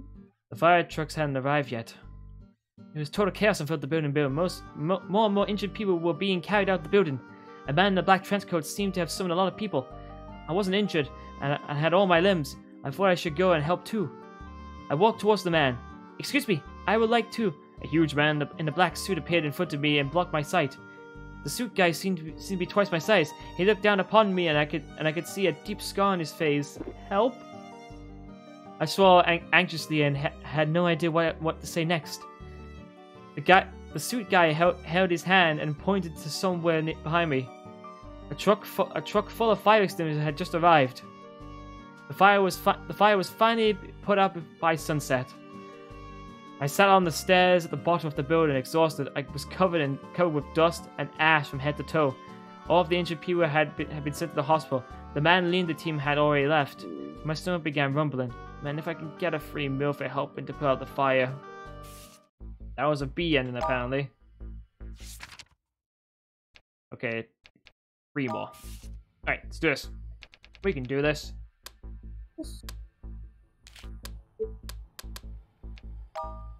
Okay, that's an A ending, apparently.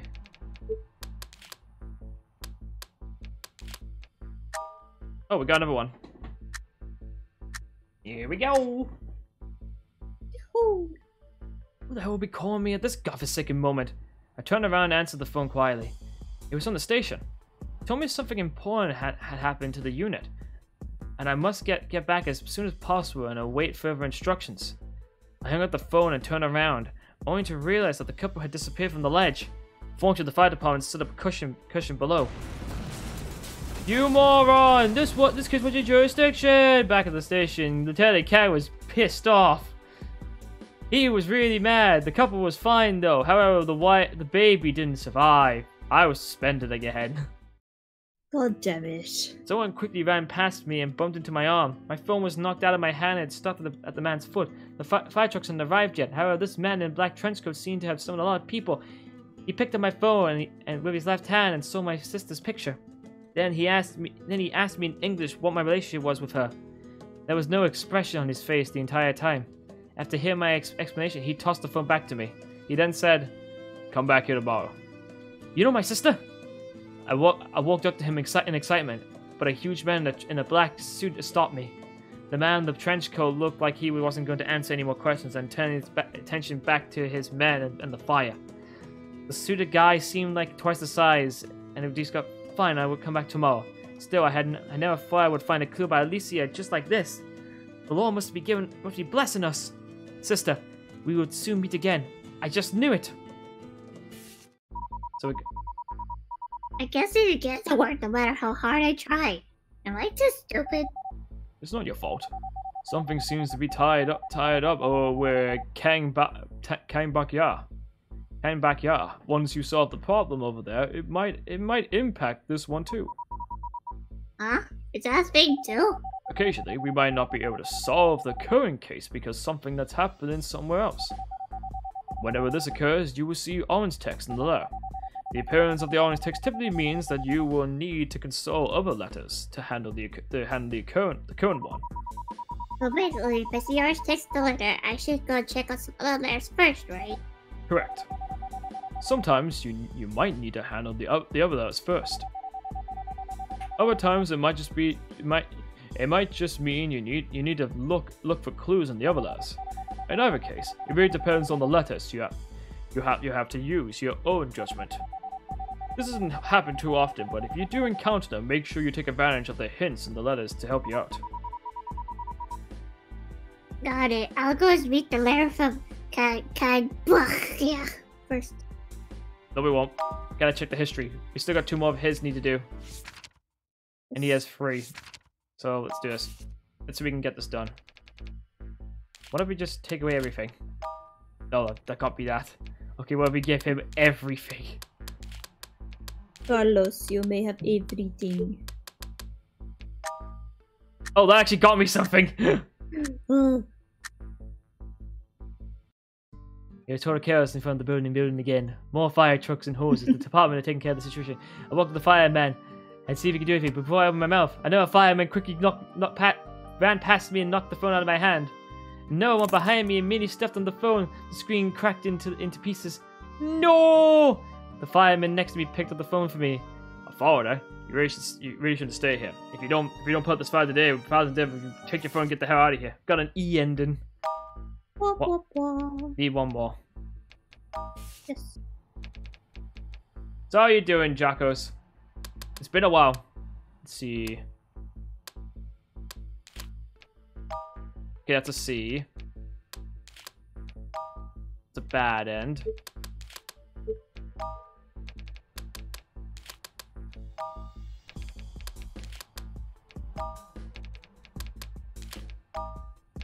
That's an E.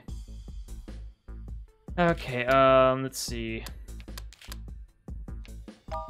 That's a bad one, so...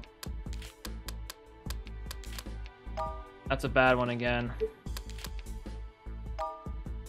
Not much, I just woke up like 20 minutes ago. Ah, okay. I know that feeling. Oh, this is gonna be one I have to like look up again, aren't I? Let's see. Carlos! Let's see. Go to history. And it's after D. Wait, there's 2 Ds? Weird.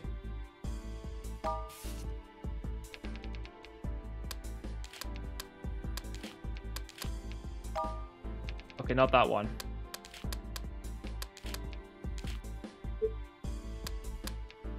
Oh, here we go.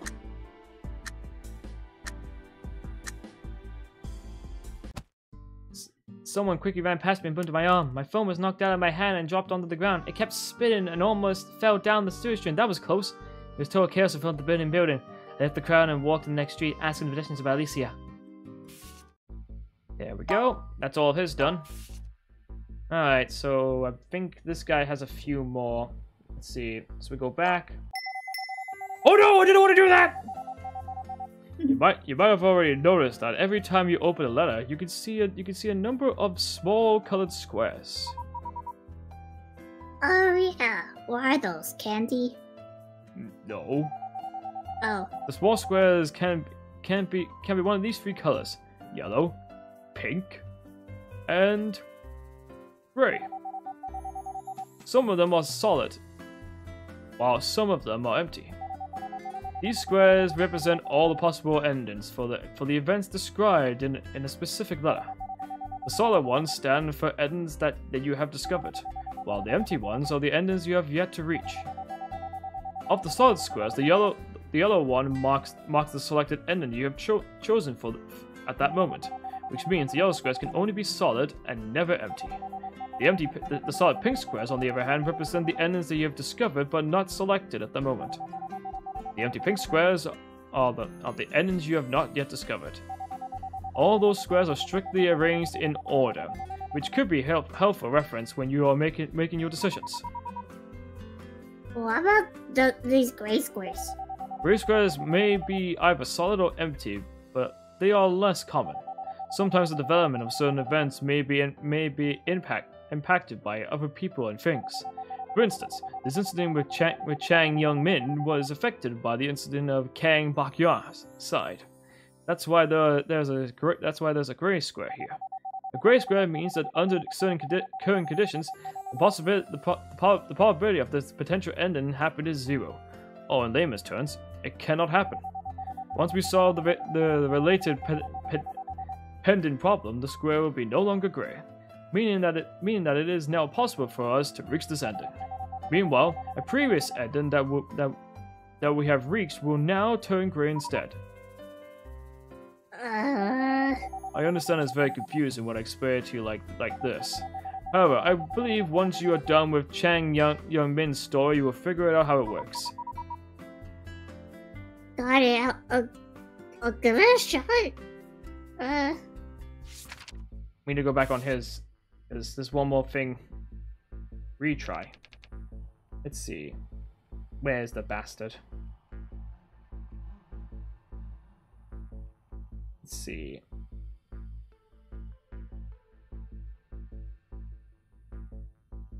I chuck around myself and fell to the ground. Let's try that one.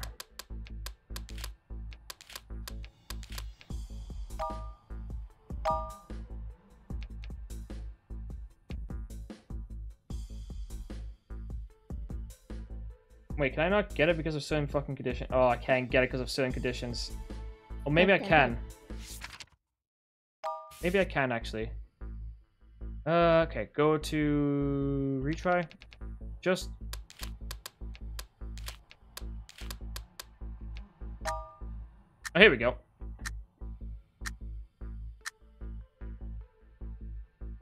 Who'll be ringing me at this coffee-sticking moment? I turn around and answer the phone quietly. It was from the station. They told me something important happened to the unit. I must get back as soon as possible and await further instructions. I hung up the phone and turned around only to realize the cupboard disappeared from the light. A terrible scene in the building that even though it was 10 floors above the ground, I felt like I could smell the blood. It just made me sick. I stood there in shock. For the first time, I realized what it felt like to be a police officer. Oh god, what have I done? What have you done? Don't know. Damn it. We got that other ending, so... what was this one? I walked over there. My phone fell to the ground. My cell phone suddenly rang, and then the fire truck arrived. Alright. I want to get his S then, so retry. Fire truck arrived. I walked over my... that's the... okay, that's not the one.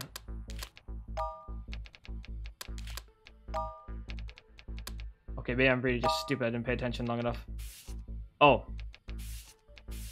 That was the E ending, right? The S end is I walked over, my cell phone fell to the ground. God damn it, I'm such a fucking idiot. Let's see, I walked over, my cell phone hit the ground, the fire truck arrived, my phone suddenly rang. There we go. That's what we can get for the moment. So we're done here. Making sure we get all these S's. Alright, we gotta check mail. Dios, ¿qué hice mal? Got another character. 하느님, 저를 용서해 주소서. Bastards! Bastardos. Alright, you can be Carlos's sister. My name is Alicia. I'm 18 years old. I was born and raised in Mexico. I just see born and raised, and I think of fucking Prince of Bel-Air. I was about to say you figured of the Fresh Prince of Bel-Air. Yeah. I have a little brother named Carlos, who is 9 years younger than me. He is the only family I have left. I don't sound very Mexican, but I swear we're related. I just have a different accent than him. Yes, I was raised with a fake British accent. We're both orphans. The orphanage was so poor that they couldn't afford to send us to school. I had to come out and make some money so that I could keep my brother in school. I had to find a way to make some money. Money. Money. If I could make enough Money. I thought that maybe we could eventually move out of the orphanage and start a new life, just the two of us. I heard that America was a place full of chances for everyone. Chances to get shot. That was, Wow. that was where I should go. A travel agency inside Mexico City had told me that crossing the desert, stowing away on a train, or getting across the Rio Bravo were all very risky and dangerous. Therefore, they had established a route via the ocean. Even though it would be slightly more expensive, it was guaranteed to be safe, and everyone who had taken this route had got into America. I spent the money I had saved for months and bought myself a ship ticket. There were several other young girls with me on the ship. We were locked inside a small room and we were not allowed to go out. At first, we thought that it was just so that people would find us being smuggled across the border. But it had taken so long, we must have arrived by now. Half a month had passed and we were still at sea. We were finally certain that we had been conned. After about a month, Shut up! After about a month, the ship finally arrived at a port. Shut up, ship! I'm trying to write my memos! Please shut up, I'm trying to talk to God. We were then moved to a building near the port where guards watched us. Where were we now? Which country was this? This isn't America. Get it? Because it's like, this is America, but this isn't America. Yeah, I know. Yeah, I get it, okay, just go on! I was just making sure. Where were we going to be sold? As slaves? I'm not even worth a penny. Or prostitutes? I crouched in the corner with my mind running wild. Every once in a while, a guard would come in and take a sobbing girl out. There were fewer and fewer people left in the room. Finally, there was only me and another girl named Julie left. Julie suddenly stood up and tried to hit the guard at the door facing us. She was holding a rock in her hand. But she didn't succeed, the stupid bitch. The rock fell to the ground and her arm was grabbed so tightly by the guard that it looked like it was about to snap. She looked at me with a pleading look in her eyes. I really wanted to help her. I didn't want to be sewed either. I was too scared. The guard had a gun. Everyone outside had a gun. Maybe this is America. Okay. Shut up, you. Julie lowered her head. When she lifted it back up, the guard was screaming like a pig being slaughtered. Half of his missing ear was in Julie's mouth. Fuck's sake, Julie, calm it down, would ya? Oh shit, then I heard a few gunshots, along with loud cursing. Julie fell down and stopped moving. Sorry about that. I just noticed I've logged log off so for reason. Oh oh dear. Her eyes were open so wide as if she had just come out of a nightmare. The injured guard slammed the door angrily, with one hand covering his ear. Soon another person came in. This one seemed to be nicer. He had half a bottle of beer with him. He sat down at the door, looked at me, and then looked at Julie, who was lying in her own blood. I don't worry about it, dude. It happens to all of us sometimes. Like sometimes my computer will just turn off all of a sudden, which I hope it doesn't do that. He didn't seem to care about what had happened at all. An hour later, his bottle was empty, and he had fallen asleep in the chair. It was pretty late. Maybe I wouldn't be taken away until tomorrow. I looked at Julie again and remembered what she had told me there on the ocean.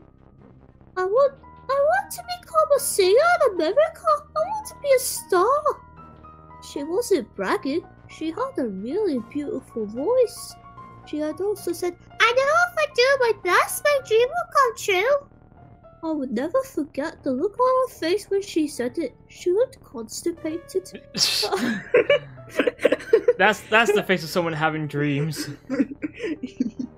Her eyes had been filled with hope and anticipation for the future. I was very jealous of how lively and full of joy Julie was. The guard turned a little in his chair, and his gun dropped from his waistline towards my feet. That's kind of fucking convenient. Was it a hint from the Lord?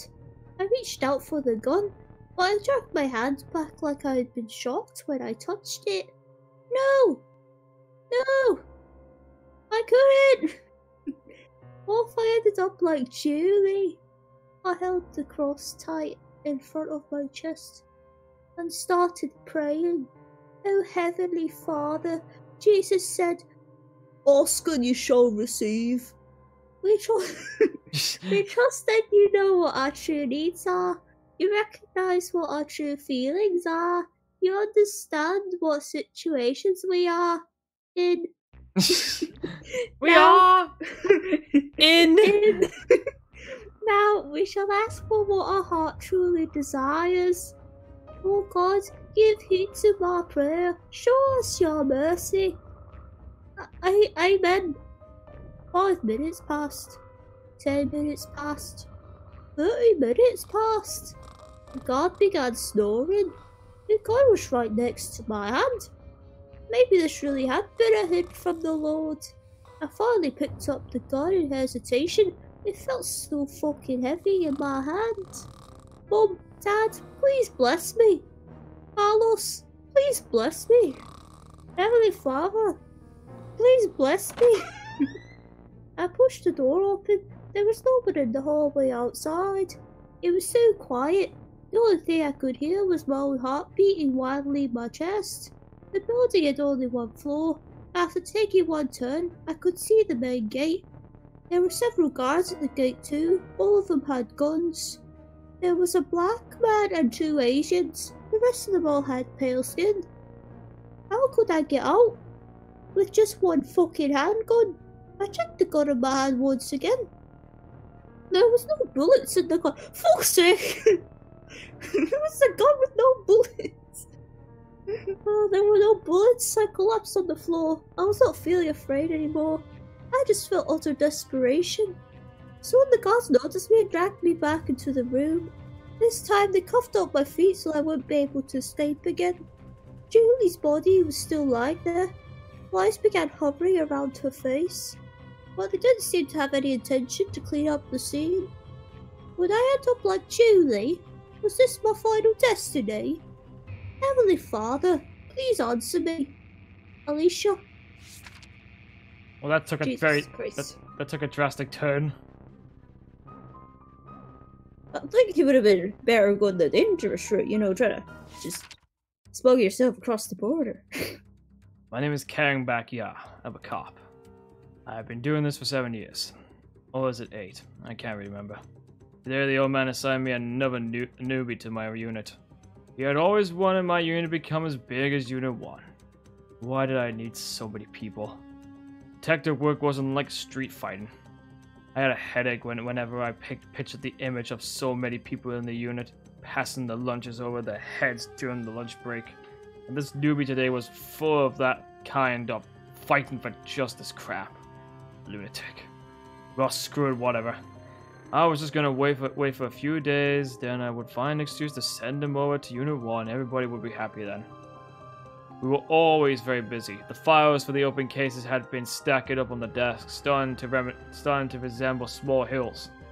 Among all the police prisons. Well, it ain't the first time someone has a gun without bullets, even in the game. Very true. In the entire Republic of Korea. Busan might be one of the top 5 busiest procents thanks to the violent crimes in the area. Yeah, I'm finished. I didn't want to go back. What did I do? What did I press to make me want to go back? I didn't press it. Like I pressed the triggers and nothing happened. Weird. The Musun gang and the Booman gang. Oh, now I can look at them. The biggest violent crime in the Busan region mostly deals with drugs and armed trafficking. There are 4 groups within the gang: the Tasang group and the Yusin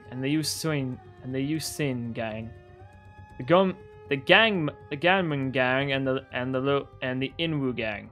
The boss's most famous saying was, "As long as you're still breathing, you gotta do what you gotta do." Oh, thank God for that. I have to read 2 different things.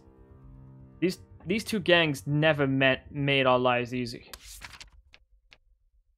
Recently, the boss of the Musun gang had been severely ill.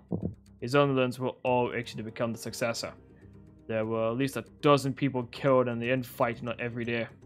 If I kept saving up my vacation days like this, I would probably have enough time to plan for my next trip to the moon to be to the moon. The case today was an annoying one too. It was a hostage case, but the kidnapper and the hostages belonged to the same gang. It was a so-called family matter. What was worse was that the kidnapper was someone quite important in the Musan family. The old man always told us to keep things easy so as to avoid a direct confrontation with the gangs. He had told me again today multiple times to bring the kidnapper in without hurting anyone. Without hurting anyone? If he really wanted that, he would not have assigned the case to me. I was caught in a narrow air vent duct. I could hear breathing sounds all around me, both loud and quiet, as well as the sound of the fans. The air smelled disgusting. I loosened my collar a little. Fuck this. I'd rather climb up from the outside of the building with my bare hands and suffocate inside this goddamn tube. But I have learned my theory about one thing in mind since last night. What's that? Why couldn't I just walk in from the door and pop 2 shots in his head? I'd finally arrived at the top of the room. The voices coming from below sounded very weird for the vent. Even accidents can repeat the same thing in the different time. That's true. You stay there and don't fucking move! All of you, don't move! The target was sitting on a chair and at the other end of the room. He kept waving the gun in his hand around and pointing at the other one's heads every once in a while. Those poor bastards were his underlings. None of them even dared to look up. I had seen a lot of junkies that would get so high that they wouldn't even recognize their own mother. Still, the scene right below me was so unusually funny that I almost chuckled. The area below the vent was right in the view of the bay window. Anyone could easily see inside the room from across the street through that window. My task today was to lure him over. I got closer to the vent, trying to observe the situation more closely. Clang! A loud noise from somewhere. Don't move! I heard a man's voice. A bullet flew out without me seeing it. The nails fastened the vent register had been shattered by that bullet, and it bounced off a few meters away into the corner. After a tumble and a half, I fell and smashed into the white carpet along with the vent register. 5 meters away, the junkie was holding his gun with a shocked expression on his face, and smoke was coming out of the dark, shaking barrel. Near my shoulder, my shirt had turned from its original red to another kind of red. The color packs kept getting larger. You have yourself get hurt again, idiot.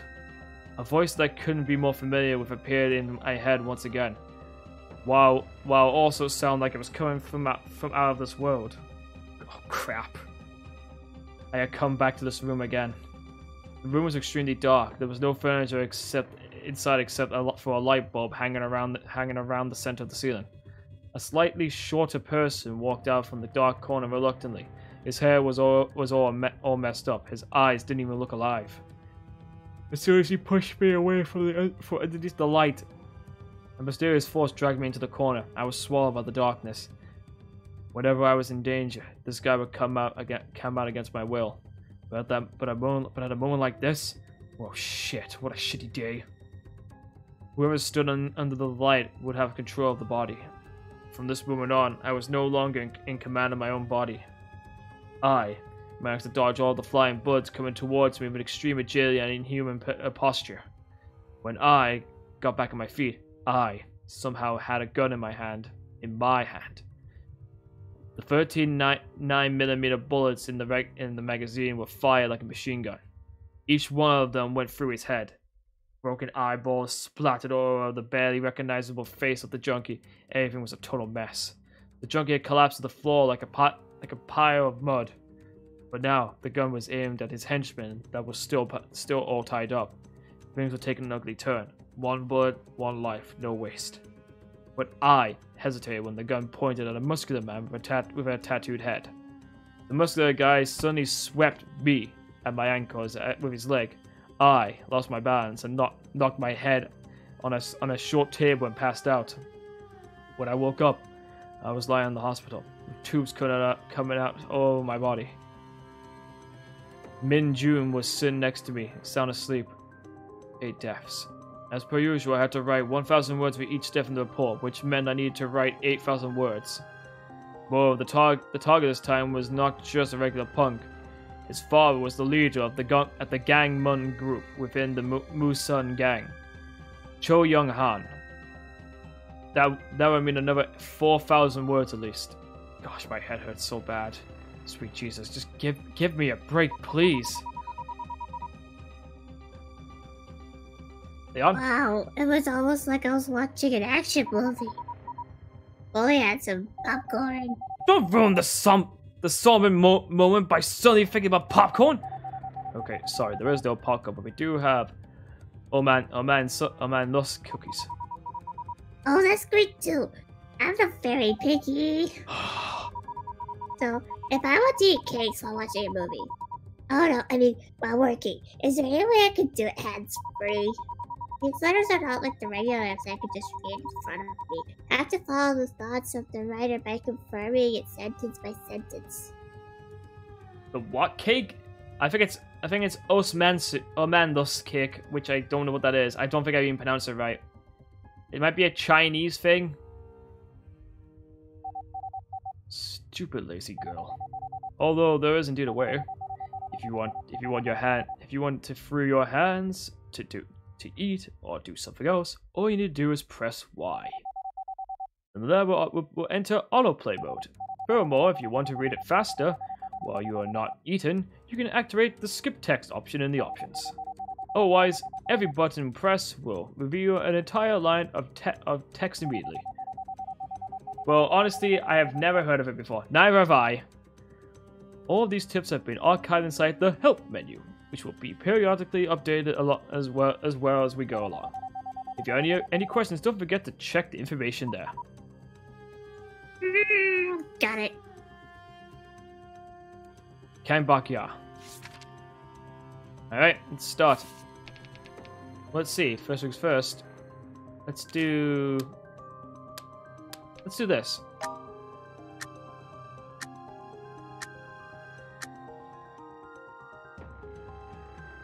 The nails fastened in the vent had been shattered by the bullet, and it bounced off a few corners. After I tumbled after a tumble and a half, I fell and smashed into the white carpet along with the vent. When was where the junkie was holding the gun was a shocked expression on his face, and smoke was coming out the shaken barrel. Near my shoulder, my original red turned that, blah blah blah. You still get ahead again, idiot. I heard a familiar voice and all that. Coming out of the thing. Oh crap. Oh crap, not again. Oh no. My split personality. He's coming back again to haunt me. When I was in danger, this guy would come out against my will. That's just great. Stop the check and Mr. Hyde all over again. Max the dogs with the bullets. When I got back on my feet, I somehow had a gun in my hand. Click, click, click. The trigger kept clicking, but no bullets were flying. I forgot to put the magazine back. Yesterday after doing some maintenance. I had noticed that when I was still in the vent. But this idiot. Although hand-to-hand combat would mean one thing, my opponent was going to suffer even more. I began to sympathize with the poor bastard. As I had lost control of my body, I had been so exhausted, the view before my eyes was starting to get shaky and blurry. In my skipping vision, I glanced Min Jun waiting for the chance for his best shot from the roof, from the building across the street. He could see everything inside the room and his scope on the sniper rifle. I punched the junkie on the nose. His nose was broken into a asymmetrical shape, and the blood was coming out of both of his nostrils. The junkie seemed to become more lucid after the punch. He looked outside the window and followed the directions of my eyes. He had noticed Min Jun too. A clear view in front of the window, a perfect spot for a sniper. However, I didn't even know anything about today's plan. The junkie saw an opening and suddenly grabbed my body. He then quickly turned around and forced my back towards the window. The bullet shattered the window glass, and in the next instant, it pierced through my chest as well. Strange force flipped me over and destroyed my lungs. I couldn't breathe anymore. I stood helplessly in the corner of the dark room, and my sight was fading. Eventually, I lost all connection to this world. Now that I had made up my mind, I had to follow through. The Lord would bless me. I raised the gun and tried to shoot at one of the Asian men. The trigger felt so heavy, and the recoil almost knocked the gun out of my hand. Unfortunately, I didn't hit anyone. Instead, I had only succeeded in exposing myself. I had to keep shooting. But I used up the 6 bullets quickly. I still didn't hit anyone. Wow, I'm fucking shit. Their firepower was way stronger. They aimed their shots at my feet. I had to keep crawling back. How could I possibly win a shootout? Bad endings for everyone. Dun, dun, dun. Alright, so there's got 4 left for each of them. Well, actually, she's got 3. That's really helpful, I guess. Alright, let's do this. Let's see, what if we put that there?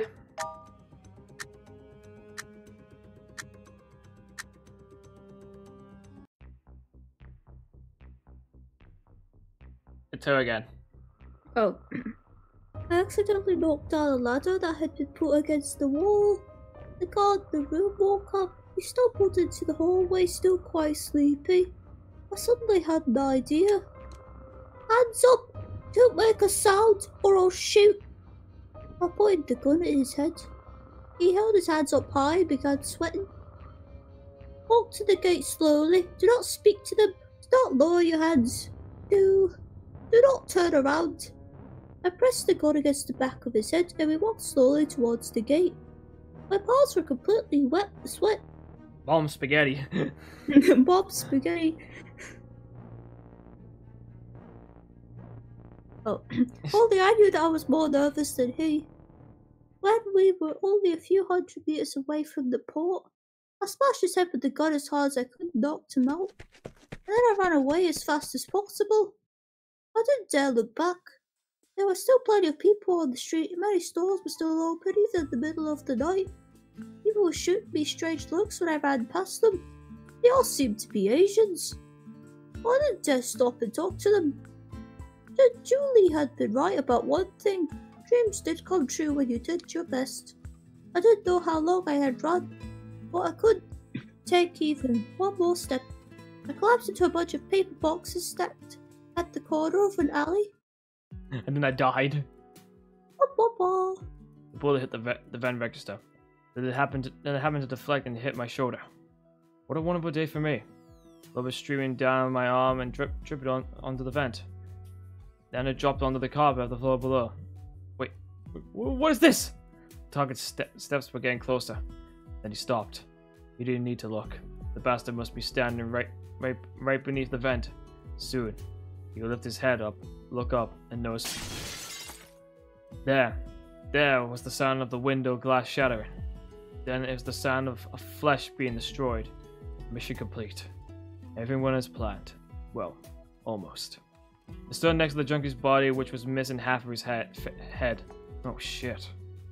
He was supposed to just lose a leg or something. This is a little different from what the old man had demanded. Min Jun had just rushed over from the building across the street. He dropped to his knees with a foot as soon as he saw me. I'm sorry, Lieutenant. It was my mistake. I missed. It looked like he had forgotten the last time when he did not follow the plan exactly and had to write a 200,000 word report. If apologizing was good enough, what would he need? What would we cops need for then? I checked the junkie's pockets. There was over 50,000 won and half a pack of Marlboros. Marlboros, I think it's how you pronounce it. I slipped the money into Moojin's pocket and lifted a cigarette for myself. Well, Chota's song, which was the name of the junkie, was just trash in this society, and he deserved to die. After witnessing such a bloody end, maybe his loser buddies will learn to behave a little too. Yeah, maybe it wasn't too bad after all. I touched Min Jun's body. Don't worry about it. Well done. Hey, we got the S's. Hey. Happy endings for everyone. We got like... We still have like more to do though. Yeah. Alright, so what if I did this?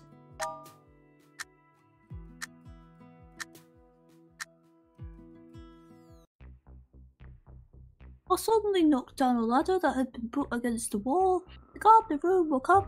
He stumbled to the hallway, still quite sleepy. I suddenly had an idea. Hands up, don't make a sound or I'll shoot! I pointed the gun at his head. I knew there was no bullet, but maybe he didn't. Or maybe he had forgotten. Slowly walked towards me. He grabbed the gun with one hand and took it out of my grasp. He had no hesitation. I was kidding myself. He dragged me back into the room. This time he cuffed up my feet so I wouldn't be able to escape again. Julie's body was still lying there. Flies began hovering around her face. They didn't seem to have any intention to clean up the scene. Again. Would I end up like Julie? Again? Was this my final destiny? Again? That was a bad end, apparently. So she has like one more left. Alright, let's do this. What about...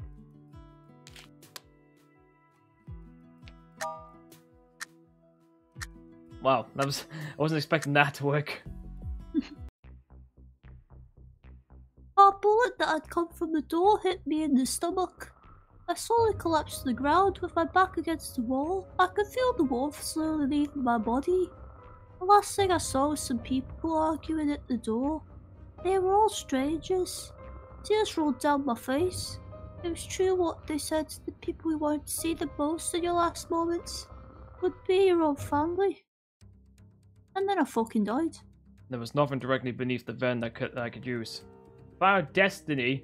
I've heard that before, not because of a spell card from Yu-Gi-Oh!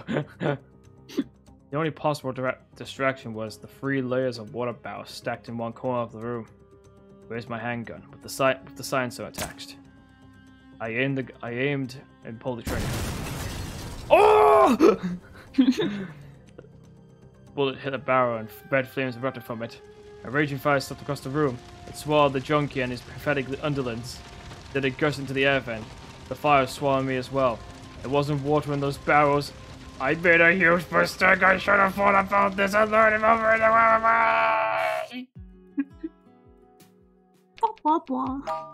Okay, so I've done all hers, and he has 2. Fuck, he has 2 more.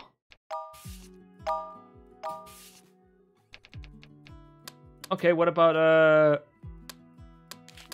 just this one? There we go. Well, that was a mistake. Just a bit.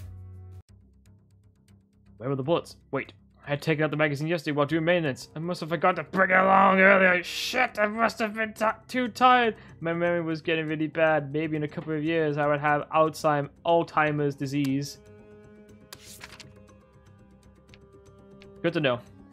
I paged Minjun through the radio that there was a change of plan and we needed to fall back. I heard a loud boom coming through the air duct behind me just as I climbed out of the vent.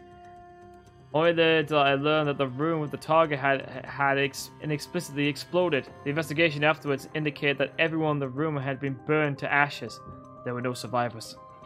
I never imagined that forgetting the magazine would turn out to have saved my life. I suppose the day wasn't such a shitty day after all. How's that a bad end? Alright, nope. Wait, that's the... Yeah, that's her. That's the S ending. Oh. No.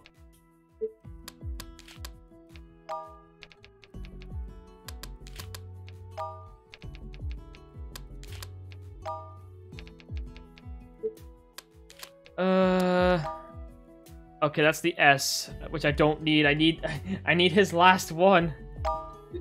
Which is the second one. Okay, so let's see. Heading back here.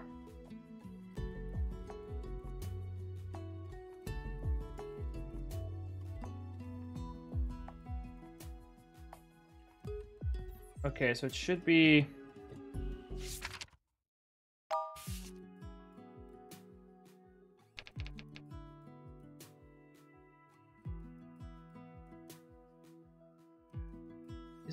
Isn't this the guy? Why isn't his thing not here?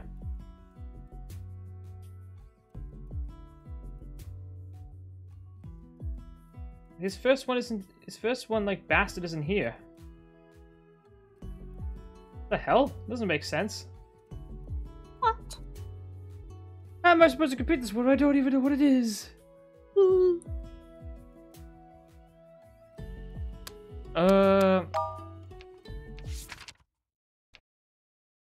Just checking this real quick to see if it matches up.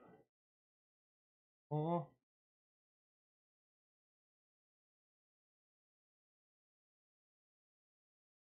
Did this game like get fucked up somewhere?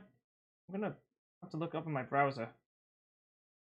Ah, what did I do? No, I didn't want to do that. Okay, find. Looking for. You got me. I don't know this game. Yeah, don't worry about it. I don't know anything about this game that much either. I just gotta find what I'm looking for.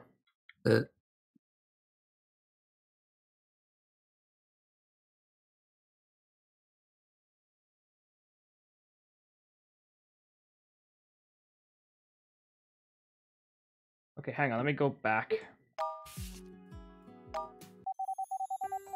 You've solved Kang Bakyar's problem, but don't forget about Chang Young Bin's from earlier.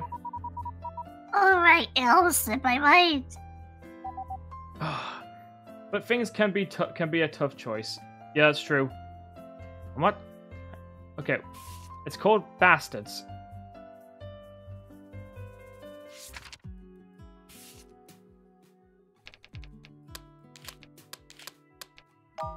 Okay, that's bad. Oh, there we go. Finally. The day was fast and the register had been shattered by the bullet and it bounced off immediately. Oh, a tall bullet hit the floor. 5 meters away, the drug was pointing a gun at me, scared, shaking. Don't move. Oh, don't you dare move. This is serious. I dropped my gun and held my hands behind my head. I did as he said and sat together with the other hostages. Shit. I was gonna owe Unit 3 a big favor. There we go. I just need to make sure I put it in the right order.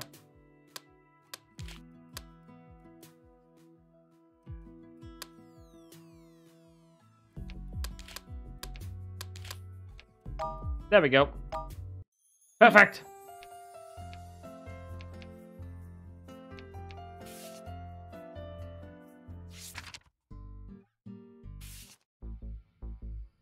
Alright, so we gotta sort this one out now.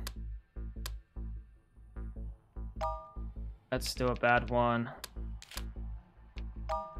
Okay, hang on. See, the fire truck arrived. I walked over. Here's one.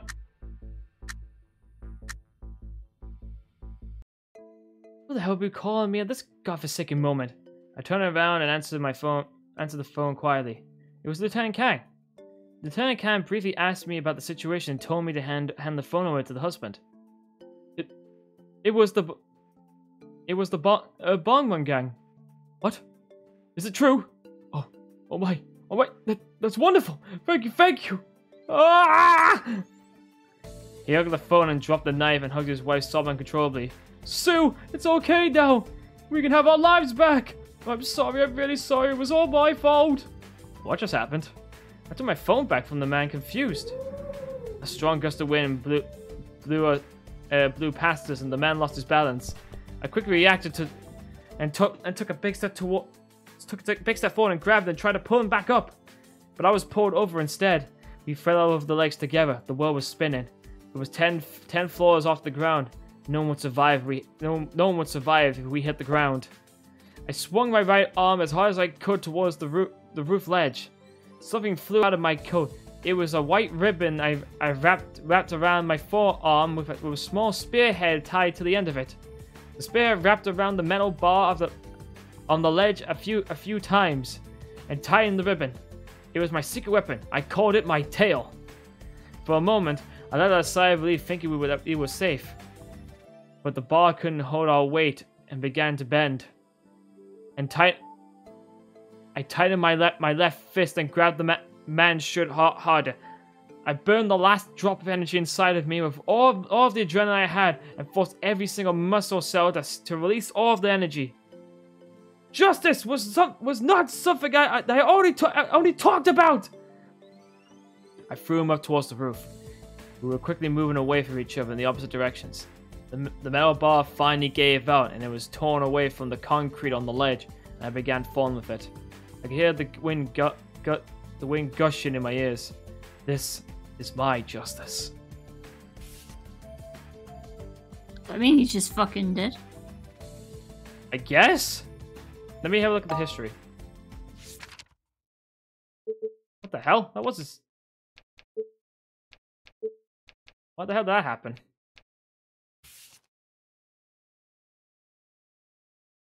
Oh yeah, we gotta go do that one now because the new information is. Wait, what? Oh wait, no, because we already did that one because of the thing. So we need one more here, which I'm probably assuming is my cell phone rang. Right, let's do this. So, retry.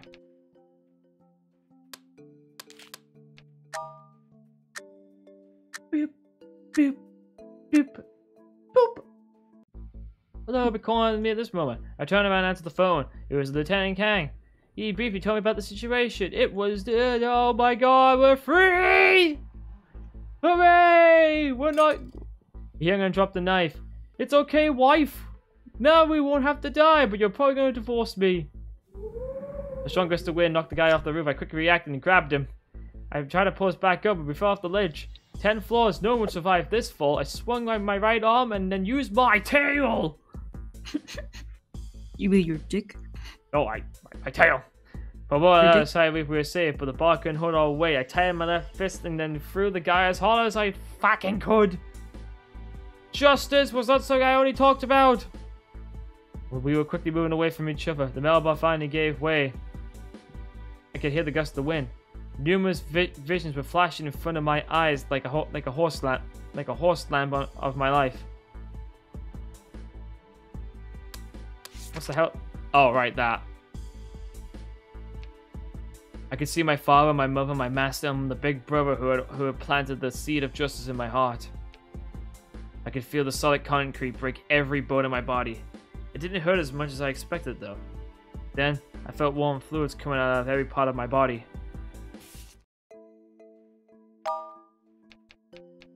Oh, I know why. It's because we called the fucking fire department.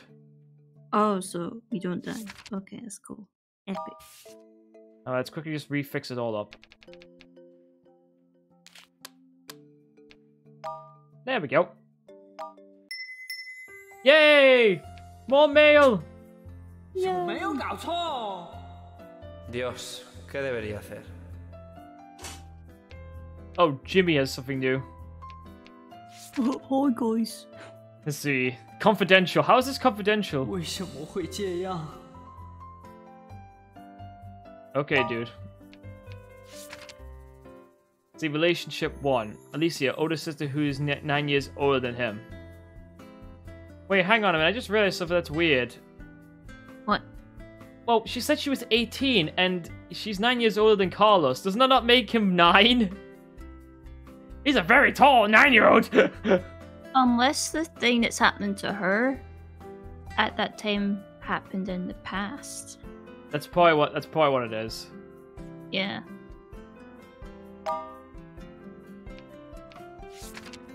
Oh, there he is with his tail.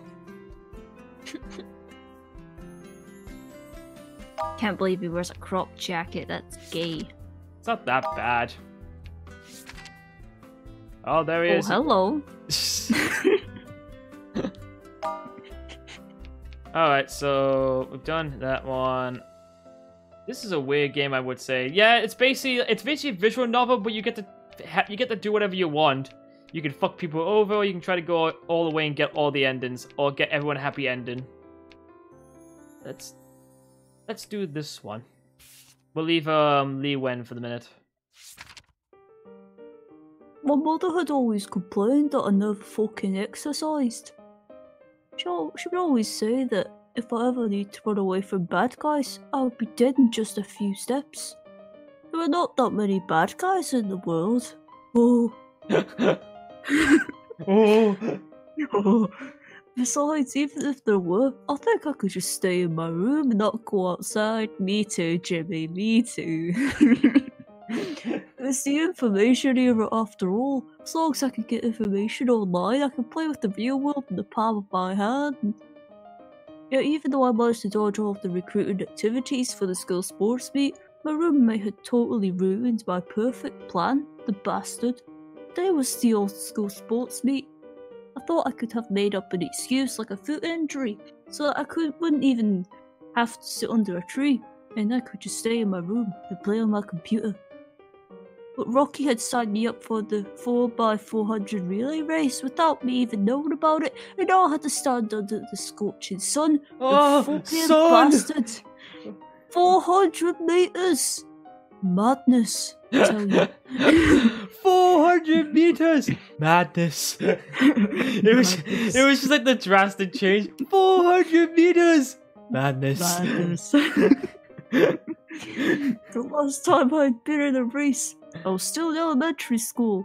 I hadn't even hit puberty. Well, yeah, that's usually in elementary school. That means you're like, what, like 6 or 7? I thought I might die on the track today.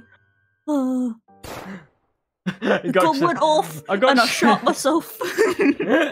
How was I going to say? The gun went off and I got shot. The gun went off and I got shot, so I just died and stayed in my room. and I shit my pants. The gun went off, it hit me, I shit my pants, and I was sent to my room. So what? He sort of survived this. Yes. Jack, he's just got a bullet inside of him. He just ingested the bullet. He's just like, okay, this is good enough reason to go to my room. Madness. I'll be telling my dad about this. Madness. This is Sparta funny. I took it from his hand. I never knew that Rocky was so fast. Our team was actually in first place during his third leg run. Whatever that means. Still, why was I the final leg? What were people thinking? Oh. There was nothing else I could do but run like my life depended on it. And people along the tracks were cheering for me. They were all fat because they couldn't take part, you see. But they're Asian. Those fat Asians? You barely see them though. There's one fat Asian. There's And one. he- There's always he- one fat Asian. He equates to 4 people cheering me on. Wait, final leg. What does that even mean in the final leg of the race? Like it's 4x400 means it's basically like a bat. It's basically like how many. It's basically you run the thing around. It's basically you run around the track. 4 times for. Well, actually, you run around it once for every 4 people. So one person go first, then they pass it on to the next person, they pass it on to the next person, and finally he's the last person to run the race. Yes. I couldn't really tell who they were, but this actually felt pretty great. Oh, I was only 50 meters from the finish line, and no one had caught up with me yet. Oh, I must have underestimated myself. Oh, look at me, Mom. Your son is about to win a race. Oh, I look strange. I don't even know what that plus is supposed to mean. I think it's supposed to be like a star. But they could have used an asterisk. Like you know, with the glint. Ah, right. But they could have used an asterisk. Yeah. I looked straight ahead to the finish line. Then I saw her, my mom. And then I saw her, my mom! My mom. I told her to get her fat ass out the way. Mom, you're in the way of the racetrack! I saw my crush. Oh no. Oh no! Oh no. Don't distract me at such a moment, you bitch. It was too late. I had only lost my focus for 1 second, and the tip of my foot tripped over a bump on the fucking track. My entire body left the ground, and then my face smashed to the ground. I think you mean No, wait, hold on. My entire body left the ground, and my face smashed into the ground, like... By the time I got back up, the other teams had all run past the finish line. Oh, no! Oh no! You just turned to Joseph. Oh, no! Jimmy. Oh, Jimmy. Oh. Although I had just suffered a fire, Pit Street 99 was still open for business. It was a small old building. The walls were covered with flyers and graffiti. I walked through the main gate and saw a narrow staircase There was also a small desk at the bottom of the stairs facing the entrance. A man with spiky hair was sitting behind the desk with his legs crossed. He put down the magazine, which had women with big breasts on the cover, and asked me what I was doing there. I told him that a man in a long black trench coat had told me to come here. Trench coat? Everyone here wears a trench coat, you fucking idiot! I tell you, this is not some place that you can just walk in. You better get out of here before I stab you with a knife. Spiky head picked up the magazine again. I tried to recall what the guy looked like. White shirt, grey vest, short black hair that was combed to the back. He also had a big guy in a black suit with a scarred face on his side. A scarred face? Mr. Tough? Hold on. Does the guy you're talking about have his right hand? Spiky hair put down his magazine and his legs leaned towards me and asked quietly, "Right hand?" I couldn't remember exactly, but I do remember that he had picked up my phone with his left hand. He shouted upstairs, Mr. Kwan! The guy you've been waiting for is here." I looked at the staircase with anticipation. However, the man who came down was not the one I had met. He was wearing a leather jacket and a pair of sunglasses. He had high cheekbones and he looked much older. He took me all the way to a suburb on the back of his motorcycle. Mr. Kwan spoke very fluent English. He told me that the building that we had just been in was the headquarters of the Black Dragon Gang, the biggest gang in Hong Kong. And the person who had told me to come was the second in command of the gang. He had instructed Miss M. Kwan to induct me as a pledge. A pledge was a potential candidate to join the gang, but before officially admitting me, Mr. Kwan had to make sure I was qualified. Mr. Kwan put a gun in my hand. I was stunned. You don't have to do it. If you're not willing to do this, we can leave. We can leave right now. You just have to pretend that you have never met me. Mr. Kwan took a small metal box out of his pocket and threw a piece of gum in his mouth. No, I'll do it. I couldn't let go any chance to find Alicia. Besides, I had a brilliant idea. I went into a convenience store nearby. Most of the goods on the shelves seemed to be used goods. Some of them were covered with a thick layer of dust. The owner looked like he was over 60. He was reading a book behind the counter. It was just the two of us in the store. I walked up to the counter, smacked my left hand down on it, lifted the gun with my right hand and pointed at his head. I yelled in my meanest voice, "Give me all your money, or I'm gonna blow your head open!" Then I whispered to the old man about what was going on, making sure that Mr. Kwan wouldn't be able to hear me. I was so nervous, even though I had no intention of robbing him for real. I handed him what was in my left hand. "Please." The owner put down his book and looked at me pleadingly. "We need the money here for my wife's hospital bills. I can't give it to you. Everything else in this shop, if you like, is all yours. All yours, please, please." The Black Dragon. I've heard that before. Only it's a clan in Mortal Kombat. True. That is very true, actually. Apparently only heard my threats, not my whispers. Tears rolled down my face. I must have lost my mind to be robbing a poor man like this. Even if it was all fake, I never should have done this.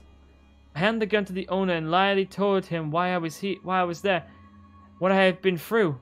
To my utter surprise, after hearing my story, the owner offered to help me about my sister, and even asked if I would be willing to stay here and help out in the store. He said I was welcome to stay as long as I like, as long as I didn't mind the little wage he could afford. I gave the old man a huge hug. Outside the shop, Mr. Kwano had already left. I would never see him again. I started working at the store while looking for information about Alicia. Days went by, and I still hadn't heard anything. Lord, what should I do to find my sister? Should I have joined the gang instead? Carlos. Alright, let's get started. In these letters, there are some restrictions. Special restrictions? Yes, I remember I told you the white pieces could only be moved anywhere, can be moved anywhere, except past the first and last black pieces in the letter, of course. Yes, I do remember. When special restrictions are in place, that will no longer be the case. If you put "I handed him" and caught it from both on the left side, then the former has to happen after the latter. Because you can't hand the baton over and then have it back again. Furthermore, if you put the gun when off piece on the left side too, it has to happen before the match begins. So, if there is another sequence restriction on these pieces too. All sequence restrictions are labeled by a number. Pieces with smaller numbers cannot be placed after the larger numbers. Since aforementioned restriction only applied to the left side, there is a straight vertical line in the middle of the red diamond, and the number is marked on the left side of the line. Oh boy, I'm completely lost. That's not all. In addition to the sequence, there are other special restrictions such as conflicts. We'll deal with that when we see it. For now, we just need to remember that all the pieces with special restrictions will be labeled with a red sign like this on the right side. Okay then, I'll try my best to remember them. Alright, let's see. But then she didn't. You know when things are getting too obvious? It's like we're breaking the 4-4 constantly, even Deadpool can do that. Yeah, basically. Let's see.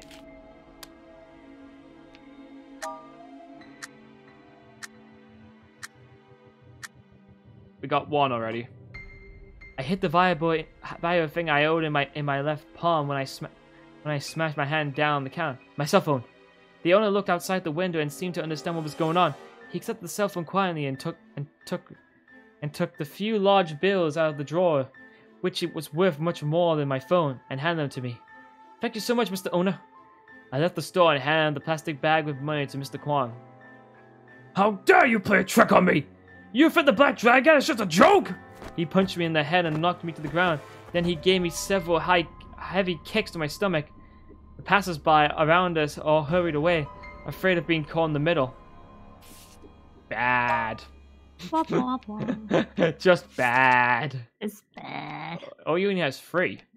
Well, 2 technically. Let's see, Nope.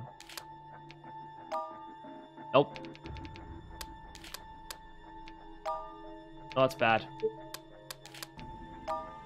Nope.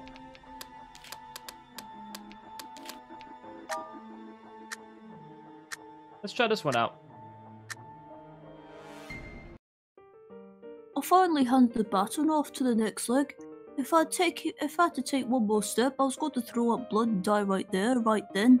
Our team was in second place. It was all up to Rocky now. Rocky soon finished the first 200 meters, but something didn't seem right. Had he eaten something bad today? In the end, not only did Rocky fail to pass Class 2, he was eventually passed by Class 4. 10 meters away from the finish line, the fucking idiot. Sigh, that sucked ass. Although being part of this actually felt pretty great. Alright, let's see. Let's just finish his off first.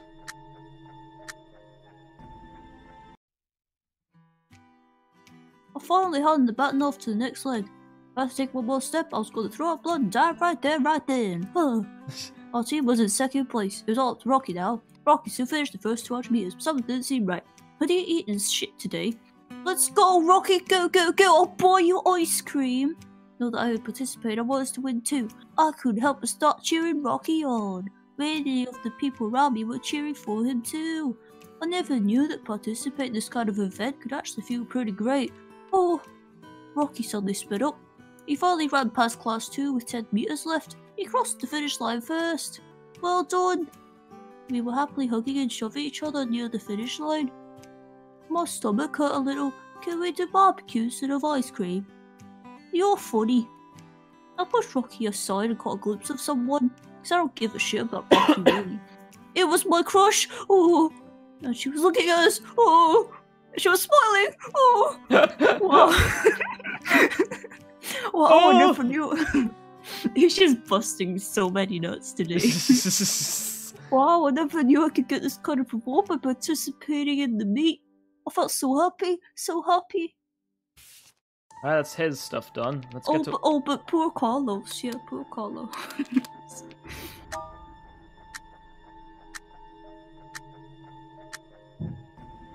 Bonk.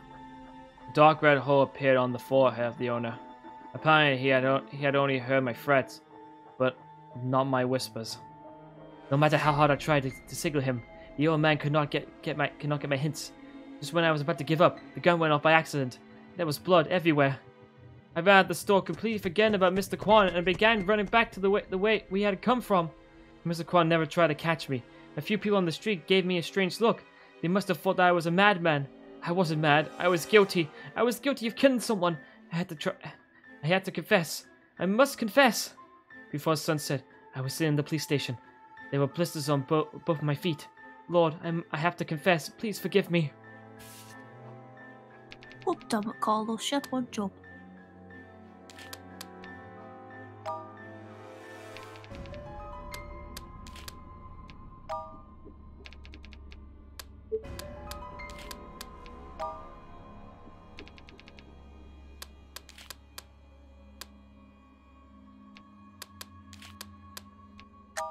Here's another one.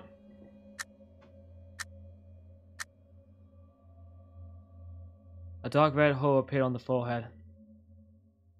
He had already taken a few large bills out of this drawer and handed them to me. I was about to leave, but then the gun went off by accident. When I was putting it away, there was blood everywhere.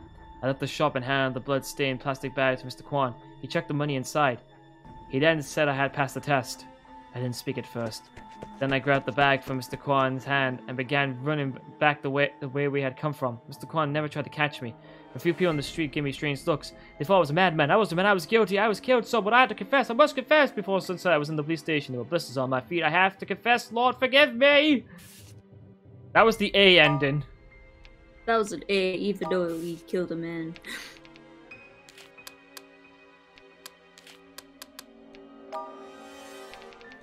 Okay, what if I did this? This is probably the S ending.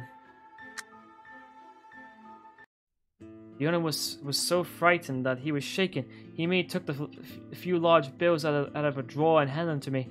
Apparently, he had only heard my threats and not my whispers. Looking upon a 60-year-old man with an alien wife at home, crying and begging to me to spare his life, I could barely hold the tears in myself. Mr. Kwan took the money from my hand with a satisfied look on his face. I was then admitted into the Black Dragon Gang. A few days later in the evening, I took a motorcycle from someone else in the gang and came back to the store. I stuffed all the money I had borrowed from the past few days under the rolling door of the store. Sorry and thank you, Mr. Owner. Hey. Well, we got one more to do, which I have no idea what I need to do. Okay, in that. Not please. Please, please, Mr. Obama. Please.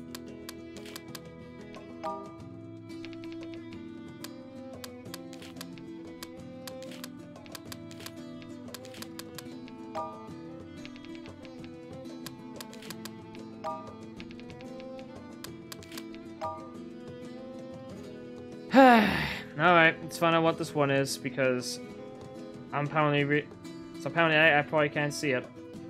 So this one is Mr. Kwan. Let's see, it's the last one. Alright, so let's see.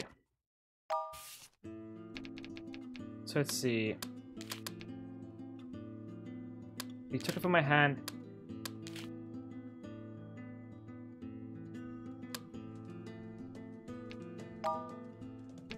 Hey, that's not it. Oh wait, and the gun went off. Really? Fucking hell.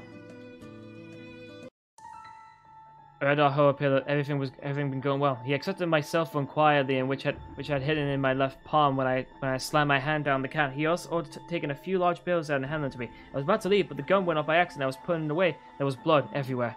I left the store with a bloody-stained bag of... How dare you trick me! You fit the Black Dragon guys. He punched me, knocked me out, and all that again. He did this every single time. Everyone ran away from here. Mr. Kwan left.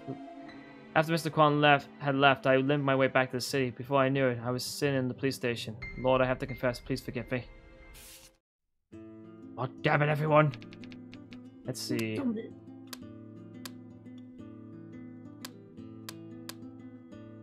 Let's see.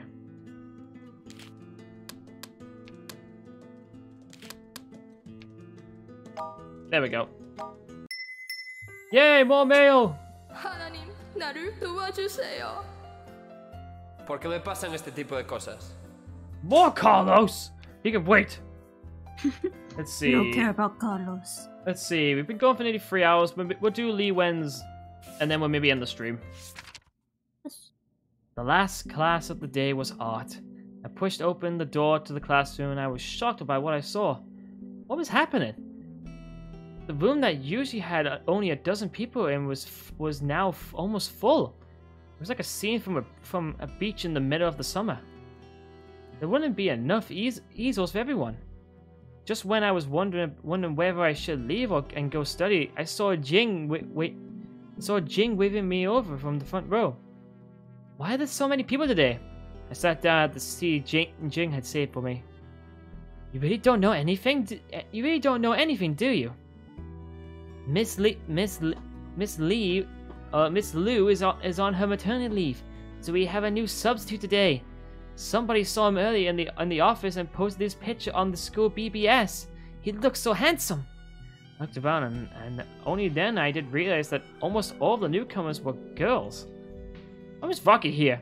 What was the boy doing here? I took out my phone and tried to log in to the BBS. Wait, did it change? I thought it was BSS. Okay, maybe I'm stupid. I found myself unknowingly imagining what the new handsome teacher would look like while waiting for the page to load. Well-made pink shirt, roll-up sleeves, top button unbuttoned, hair and flawless skin, impeccable face from the side. The Wi-Fi signal wasn't very strong and I couldn't look for a long time. Then the front door of the room was slowly pushed open. With everyone staring at him, the new teacher slowly walked across to the podium and softly wrote down his name on the blackboard. Oh, it's him! Oh. Wen Xiaoren. I'll be teaching the art class from the seniors. It starts there. I looked him up and down and I noticed that this Mr. Wen was wearing flip-flops to class. His ensemble was also a pair of casual pants with the legs rolled up and a grey t-shirt and a wrinkled jacket. You know when you're making choices into S rank, it reminds me of Shadow the Hedgehog. I don't really see that though, because with Shadow the Hedgehog it's more tedious to do that, while this isn't too bad. And really if you think about it, all the endings are technically canon. It just really depends on what you pick. Not just that, his chin suggested he hadn't shaved for days. I turned to my side and whispered to Jing. Plus, Shadow the Hedgehog only really has one true ending, and all the other endings don't mean shit. You just have to fucking play every single ending to get the last ending, which is stupid. Really stupid. How is this old man handsome? Jing ignored me. I looked up and realized that the teacher was staring right at me. Oh no, he must have overheard me. Suddenly, Rocky raised his hand and laughed loudly. I'm just saying. That's cool, dude. Mr. Wen, how old are you? And do you have a girlfriend? The entire class erupted into a loud murmur. Everyone was staring at the teacher even more intensely. Thank you, Rocky, for getting me out of trouble. Mr. Wen slowly took off his jacket and lay it on the back of the chair next to him. 35. The girls immediately began whispering to each other. This response certainly had intrigued everyone even more. Rocky, however, didn't seem to be satisfied with the answer. Mr. Wen ignored the commotion in the room and took a banana-shaped statue out of the accessory cabinet. People with an easel began to prepare the paper. The ones without one took out their sketching pads. Class was going to be over soon.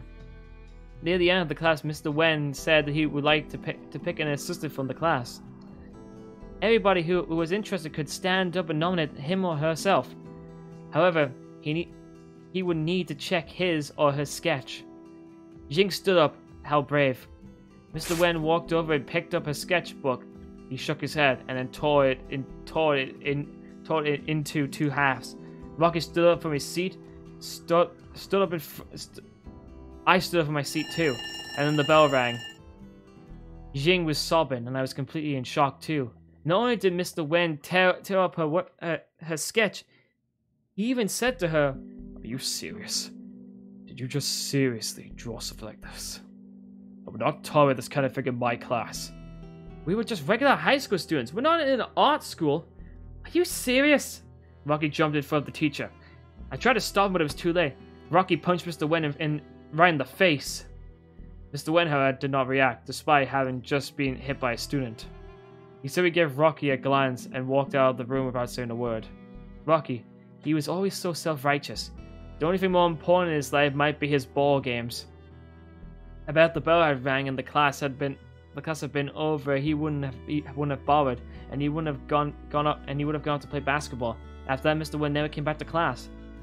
Maybe somebody filed a complaint about him, or maybe I always had a feeling that he didn't look like he wanted to be a teacher. The next art teacher was always dressed impeccably well.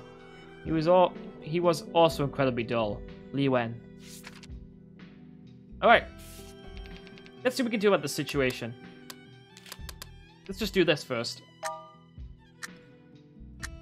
Let's change what happens. G1 was sobbing. No, I didn't need Spricket sketch. He said, "Are you serious? This drawing is shit. No more fanfiction. Get your Sonic OC out of here." Boring. Rocky picked up his basketball from under his seat, casually walked out of the classroom and disappeared into the after-class crowd that was filling the hallway. Other people were leaving as well while talking with each other about what just happened.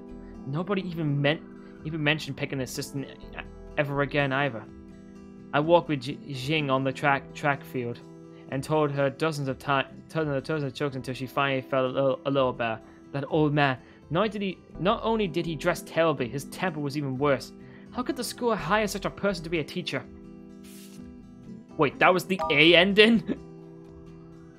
I'm so confused about these endings sometimes. Let's see. Rocky stood up.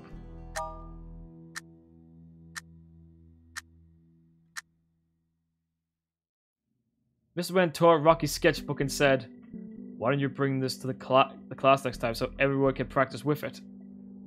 Rocky's face suddenly turned into the brightest red I've ever seen. A minute ago, he had been acting like the king of the world.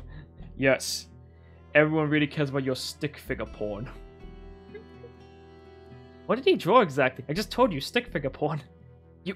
Ah! He punched Mr. Wen right in the face. Mr. Wen, however, didn't react.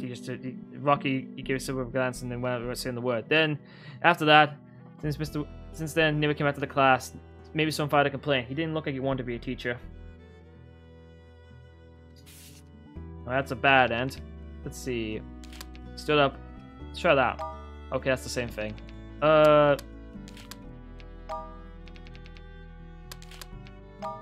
Nope. Nope. Maybe put, and then the bell rang at the top, and then second put, I stood up from my seat too.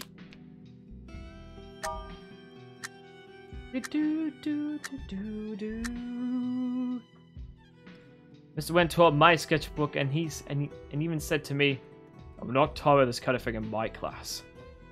Jing was frightened and she sat back down. I was in complete shock and my nose started to feel stuffy. Is that really necessary? Haha, you idiot! Rocky loudly jeered. That bastard.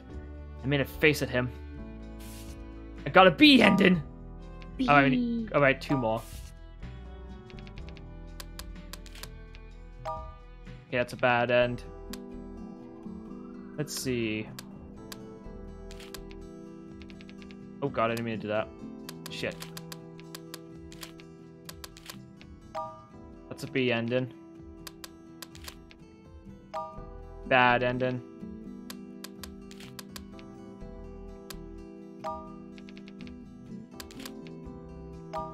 Bad ending.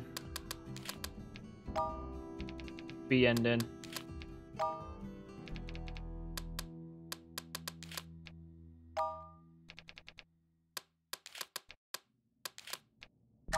There we go. So what I got here? Do we get a good one? Jing was sobbing, and I was in complete shock too. Not only did Mr. Wen do that to a sketchbook, are you serious? Did you seriously draw all that? Stop drawing your furry porn here.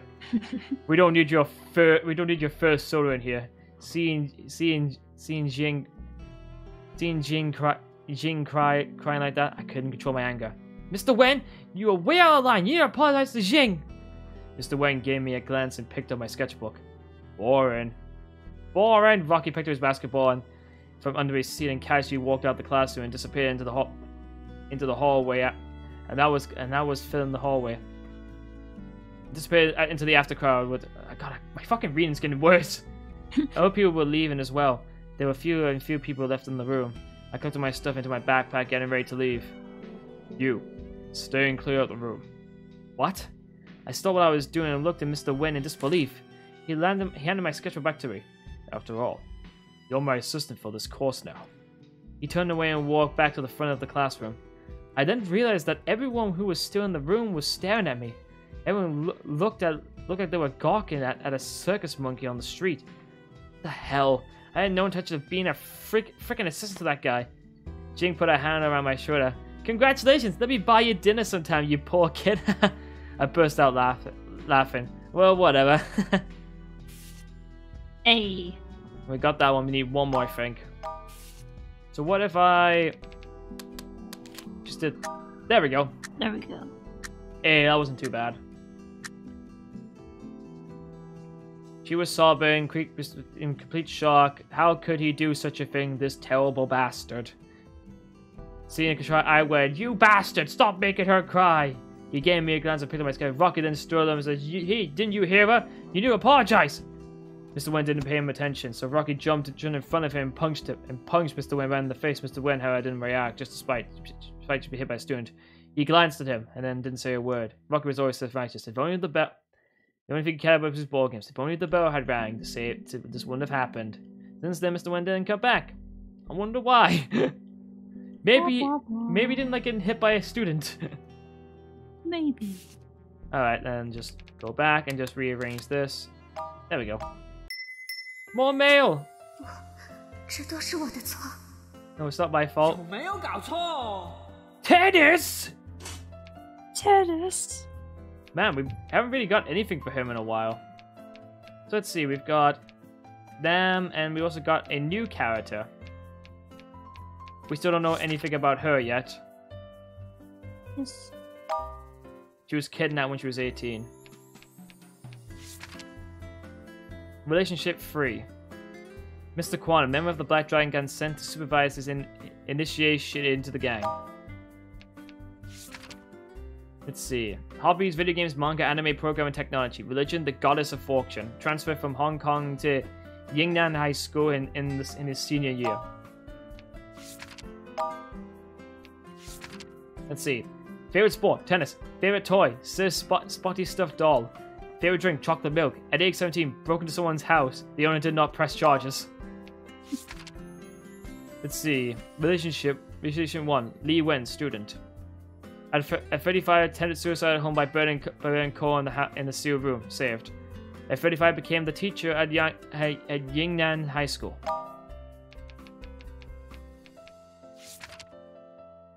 Reason for becoming a police officer? Justice. At 23, graduated from the Korean Police Academy and joined the Basan Police Department's Criminal Investigation Division. Assigned to Unit 4. At 23, managed to resolve a hostage situation caused the domestic conflict. Favorite food?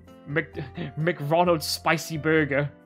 Oh yeah, I love a good McDonald's. I don't even think like McDonald's even has a spicy burger, unless that's a thing in But Korea. I think they do. I think they have like a spicy chicken burger. Oh, maybe that's what it's talking about. People he dislikes. Chang Young Min, the other personality. So he hates flipping Chang already. Oh, He doesn't like him apparently. Maybe it's that's mean. Relationship. Chang Young Ming, rookie subordinate. Relationship 2. Bin Ju, subordinate, excellent with sniper rifles.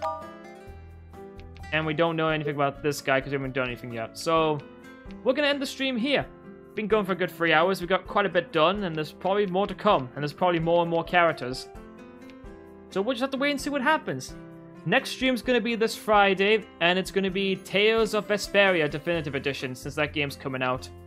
Then, on the 29th, it's going to be Kingdom Hearts 3. I'm going to guarantee that right now and say it right now. I'm going to be doing Kingdom Hearts 3 just to see how well that plays out.